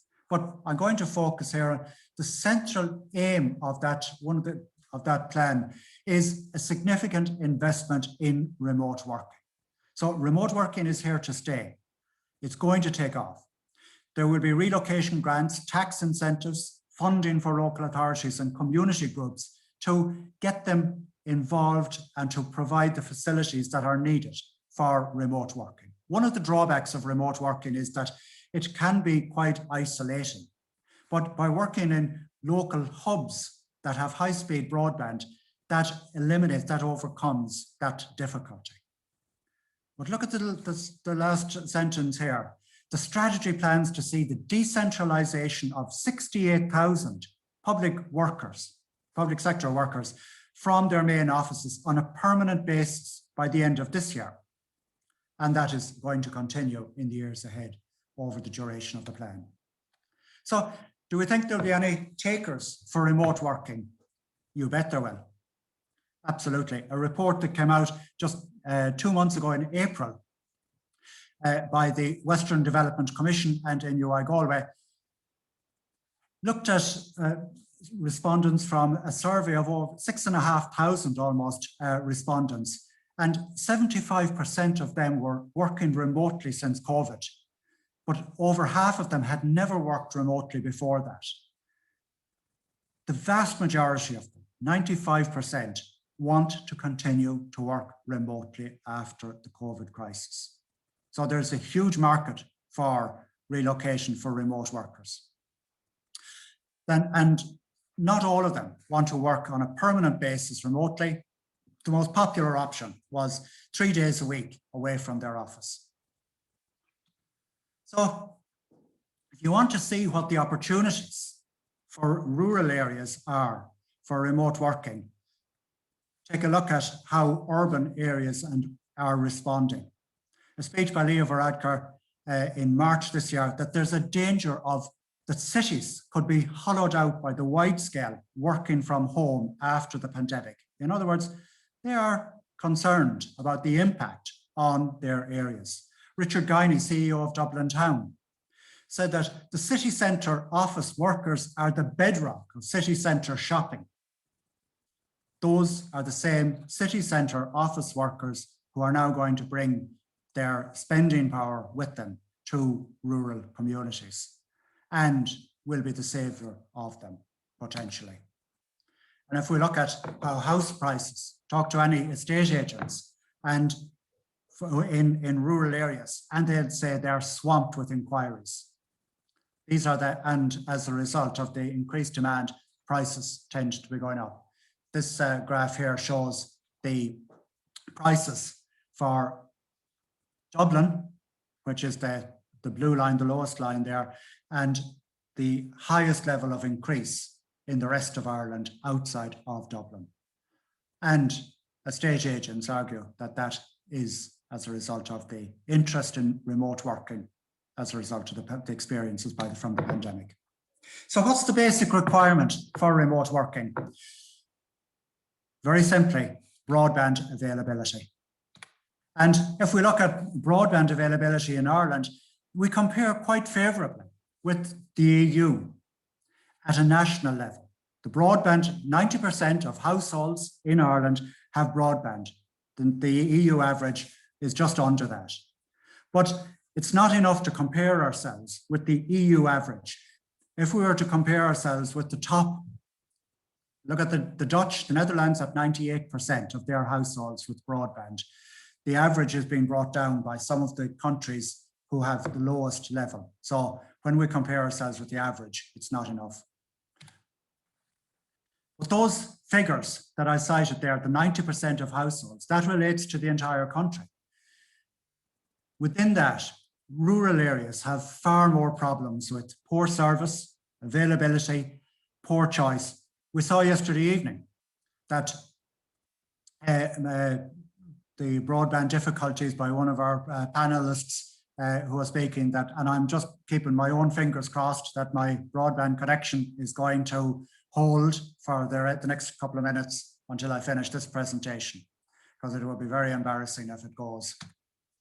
But the key problems in rural areas simply are that compared with urban areas, the community sizes are too small for internet service providers to be interested in dispersed, isolated rural communities. On commercial grounds, they're not able to provide us with the service. It doesn't pay them compared with in urban areas. And the historic demand in rural areas has never been sufficient to encourage network providers to provide a service. And the intervention is required. And that is the National Broadband Plan. The National Broadband Plan has been talked about for so many years now. If we go back to 2012, Delivering a Connected Society, look at what it promised and look at the timescale. They promised the delivery of high-speed broadband to every home, every business in Ireland. And the minimum was 30 meg per house and business, no matter how remote or rural that was located. It's such a pity that it has taken so long for this to be rolled out. And not until November 2019 did the government actually get round to signing the contract with National Broadband Ireland. And it was a pity that it took so long. Just the 1st of April this year, this is from National Broadband Ireland website, rolling out broadband finally. And here on their website on the 1st of April, National Broadband Ireland connects the first farm under the National Broadband Plan. 1st of April 2021. And we'll see that the first farmer was Tom Canning, based in County Cavan, again, not very far from Goldsmith country. And all I'll say is it's such a pity it wasn't years ago that this was rolled out. And if it was, rural areas would have benefited even more from the relocation and remote working, remote learning from COVID. Some of the students that I've told you about who have had difficulty accessing their material online wouldn't have had the hardship that they had if the broadband had been rolled out years earlier. So by way of conclusion, I want to say that the pandemic has not been as bad as was initially feared for rural Ireland. Even though Goldsmith was writing in the 1770s about the deserted village, I feel that if he were writing a similar poem, if he were around and taking a walk through Goldsmith country in the next couple of years, by 2025, instead of the deserted village, he might be writing about the rejuvenated village.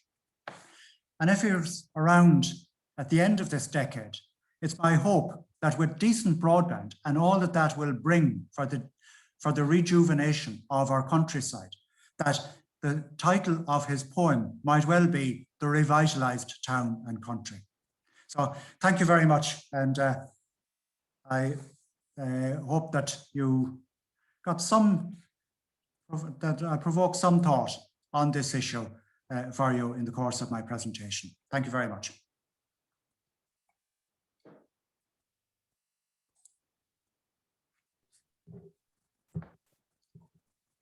Thank you very much, Pádraig, for a very insightful and detailed analysis of the possible consequences of COVID on not alone rural Ireland, but on urban Ireland as well.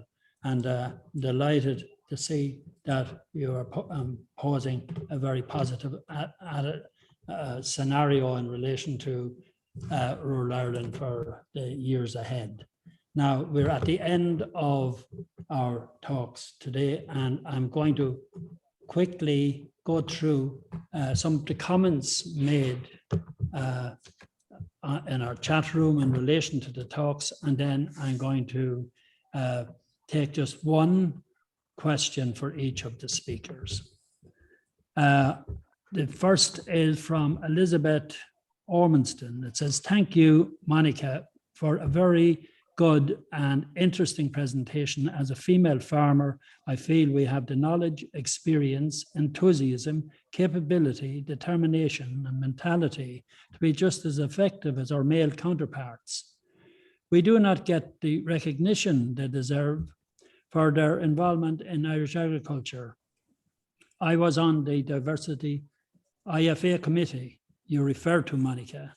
It's time it was recognized and appreciated that Irish women drive tractors too."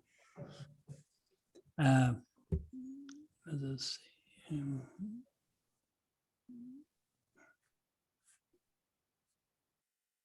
John, thank you, John, for highlighting the plight of migrant workers. It's basically modern day slavery. The general public need to be informed that the cheap products, I've read that already when John was here, that the cheap products they are buying are farmed and picked by slaves and child labor. Thank you, Monica, for a very informative section. Interesting point on the need to back up the rhetoric with meaningful supports for farm women in the CAP reform. Would she be able to provide some pointers on measures that would benefit women in farming? That's from Joe Flaherty. Also from Joe Flaherty, harrowing contribution from John Connell. Very proud, but not surprised to see John putting the welfare of migrant workers center stage. It's an issue close to the hearts of Irish people. Has emphasized yet again the need to guard against the emergence of industrialized farming, and this has to be foremost in the mind during CAP negotiations. Vintage stuff from Niall Nally. Well done, young man. Powerful piece and a compelling argument for 100% convergence. That's from Joe Flaherty. Then we have well done, Niall, great presentation. Hit the nail on the head on convergence from Michael McManus.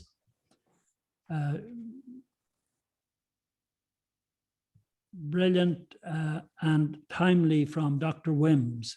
COVID came with challenges, but has presented a huge opportunity for rural Ireland. Local authorities must answer the challenge.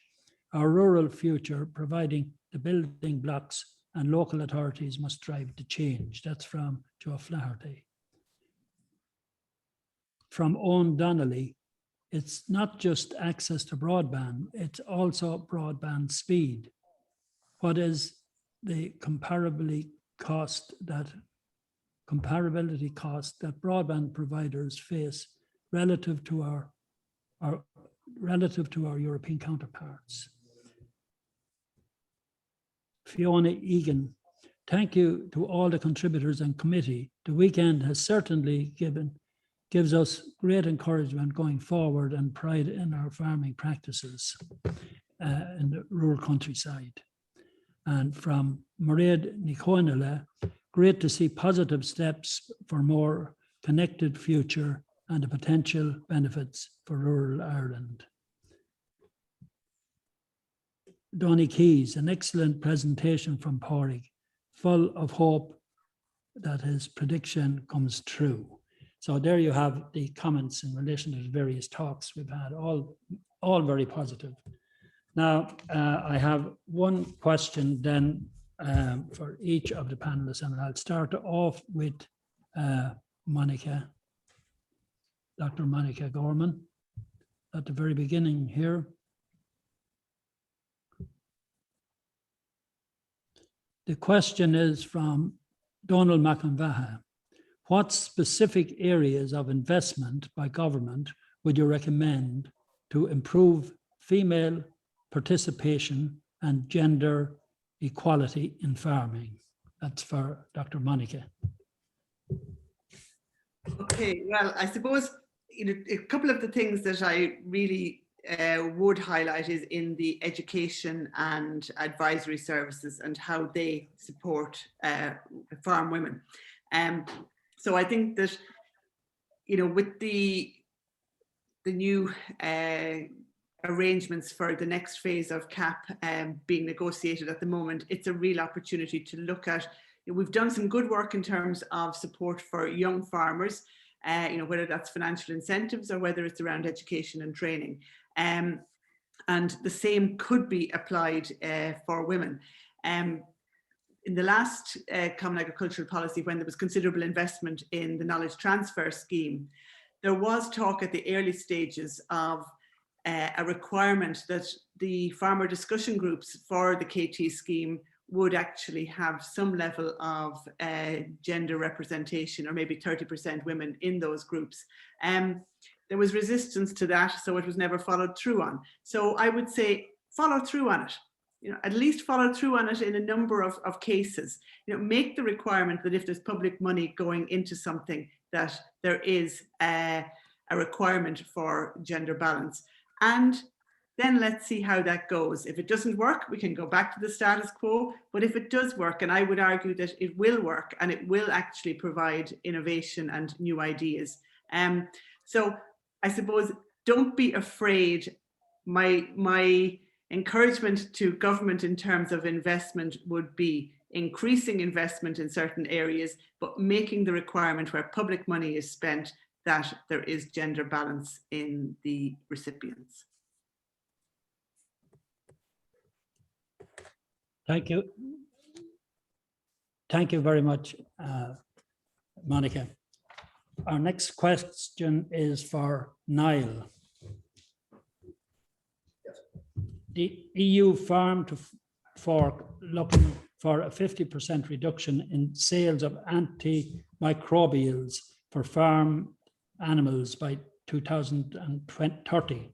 What's your view on this, and is it achievable based on your experience? Okay.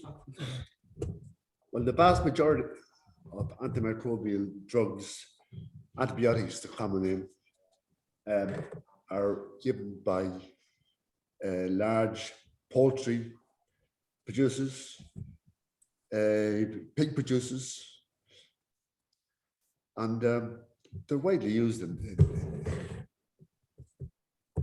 treating sick animals mostly. Is it achievable? If animal numbers keep increasing and the amount used remains the same, that'll be a substantial reduction. So I can't anticipate what the trends are, but drugs are expensive, and I can tell you every effort is made to conserve them rather than waste them or overuse them. Okay. Okay, thank you very much, Niall. And the last question then is for Pori, and that is, would you be concerned about youth emigration as we emerge from COVID, an issue we know has a very detrimental effect on rural Ireland?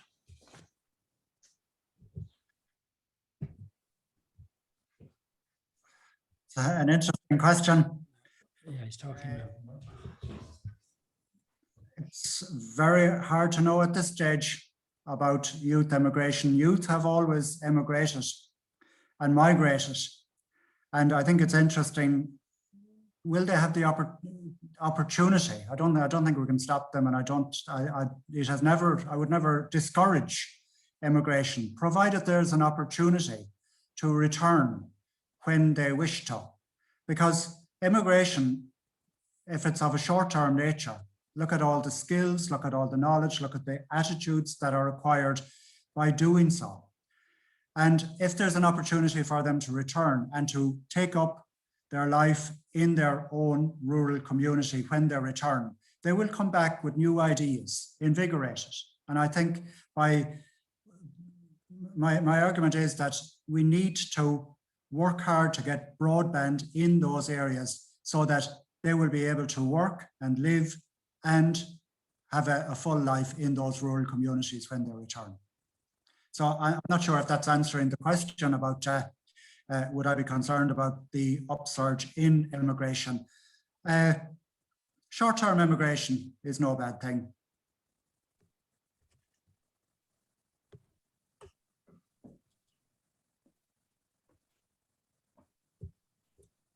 Thank you very much, Padraig, for that very good answer. It is my duty now to thank each and every one of you who contributed today to the final stage of our festival. And we, on behalf of the committee, I thank you very sincerely for being available and for participating in this year's festival. Before I hand back to our chairman here, I would like, on behalf of our committee, to thank Arthur Conlon, who has been chairman this couple of years since he took over from me, and he has actually brought our festival to a higher level. We are gone into the 21st century by way of, well, I suppose we were pushed a little bit by COVID, but Arthur has been one of the people that has been the driving force behind us going online. And I would like, on behalf of the committee, to thank Arthur and wish him every good wish in the future as chairman of the Goldsmith International Literary Festival Committee. Thank you. Thank you very much. I'm just going to grab the mic over here. I think you'll probably hear me anyway, but I'll just give the mic to. Ladies and gentlemen, we have come to the end of the 37th festival, a unique festival. And I'd like to, first of all, thank Seamus for his very kind words there. If we can do in the next, I certainly won't be doing 35 years anyway, I can tell you that. That's not going to happen. But if we can continue the great work that Seamus started, you know, I think we have something to work on. I think there's a great market there for discourse and for a genuine engagement with issues. And I think the whole online scenario is something that we can build on. I mean, we definitely hope to be back absolutely will be back in a physical, real life social environment next year. But we also will be re-engaging with the online world, where you will be able to dip in and out of the festival in various formats, maybe turn up physically one night and then engage the following evening online and return the next day. So look, I'm going to be as brief as I can. I really mean this very quick. I want to thank Seamus for chairing the session again. Did a fantastic job there, I have to say. I'd like to thank all the contributors tonight, Monica, Niall, Pádraig, and John. And I'd just like to have the Deserted Village video was excellent, but I'd like to just compliment Donald McAvaha, who was, I suppose the phrase driving force has been used, but Donald was the driving force behind that video, and it's a compliment to his work. I'd like to thank the media. Without those, we got great media coverage this year, and the media have to be thanked and rewarded as well. Without them, we'd be lost. I'd like to thank the Westmeath Independent, the Westmeath Examiner, the Westmeath Topic, the Longford Leader, our local radio stations, Shannonside and Midlands 103. I'd like to thank the Farming Independent for the fantastic photo of Goldsmith on a tractor, and I'd like to thank George Farrer for actually supplying the tractor. It got great traction for us. I'd like to thank Countrywide program on RTE, and I'd like to thank Cian McCormack, who has a Goldsmith connection, a family one of RTE, who was a prime mover in facilitating that. And I'd like to thank Athlone Community Radio too for giving us interviews. It's fantastic. Where we're broadcasting from now, I'm not sure if you can do a swing around shot, Michael. What do you think? From the Goldsmith room we're here in the Goldsmith room in Ballymahon Library, but I'd very briefly like to thank Mary Reynolds, the county librarian, and her staff, and also the staff of the library here, Patricia and all the staff. Our event would not have been anywhere as good as it was. I think you've actually broken off the link, Michael. You need to go back with your camera. I think we've actually lost pictures, so if you can just maybe try and put back in the lead on the front here, if you don't mind. No, we're back. We are back. Yeah, sorry, that was an experiment. It didn't work. Anyway, thanks to the library and thanks to Shane Crossan for his help with the video. Just to announce then that our poetry competition is still active. Any budding poets out there, we'd encourage you to enter our poetry competition. We do hope and plan to have a one-day event, possibly looking at the 2nd or 3rd week of September, probably the 2nd week in Palace. It will be our first return to a physical event, and it will be outside. So I'd encourage anyone who's writing poetry to enter our poetry competition.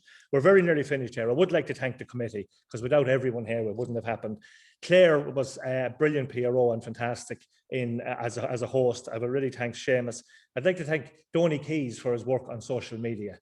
It's something that sounds very easy to do, but I didn't actually realize until I Googled and searched all the stuff. Donny is on top of social media, and it's absolutely vital, and he's done an absolutely brilliant job in that. And every time you meet Donny, we're talking in hundreds of retweets and that, but it is great to, it's fantastic, the work he's doing. I'd like to thank Donald once again for his work on the video, and I'd like to thank Michael here, Michael Conlon, for his work on the camera as well, and I'm not sure, and so all the committee, Ursula, Joe, I probably have left someone out, have I? But Sean Ryan, Willie Flanagan working as secretary in the background there was did great work in marketing and administration, everyone else. I hope I haven't missed anyone out there. Anyway, very, very quickly then, we're looking forward. I'd like to thank our sponsors. Without funding has been fantastic, and just referring very quickly to a lot of the talkers talked about, a lot of the contributors talked about the support that we need, and we got support. We definitely got support from Creative Ireland, Creative Longford, Creative Westmeath, Longford Westmeath County Council, Forest Éireann. I think I may have left another agency here, but look at the support. And Poetry Ireland as well. The library setup here is fantastic. Shane Crossan, as I said, was involved in that, so thanks to the library. And that's it then, ladies and gentlemen. Just one more group to thank, and that is you, the attendees. You've sat by your computers. Well, we can't see you, but we presume you're watching intently anyway. And maybe you did slip off to put on the kettle for a minute or two, but thanks very, very much for your engagement with the festival, and for the fact that that the chat line was absolutely hopping. So finally then, I probably have left something out, but we are looking forward to next year, and we do have a great database of people who got involved this year, and we will be contacting you, and I would encourage you to make a date for next year for the June Bank Holiday weekend. We will be able to add that crucial third tier. We have the cultural, we have the literary, but when we add the social, I think we really will have a magic event where instead of typing into a chat, you'll be able to look into someone's eyes or whatever and just make your point. And it's just, I think we have a fantastic path ahead with this festival. So with that, ladies and gentlemen, I'm going to declare the 37th festival open, or closed, sorry, closed. At this stage then, normally we would all just very calmly head for the bar at this stage, but unfortunately we have to wait until tomorrow for that. So it's a rather inglorious end to the festival, which is just clicking on a red button with END on it, but that's the way it's going to be done, ladies and gentlemen. So with that, thank you for everything, and the festival is over. Thank you.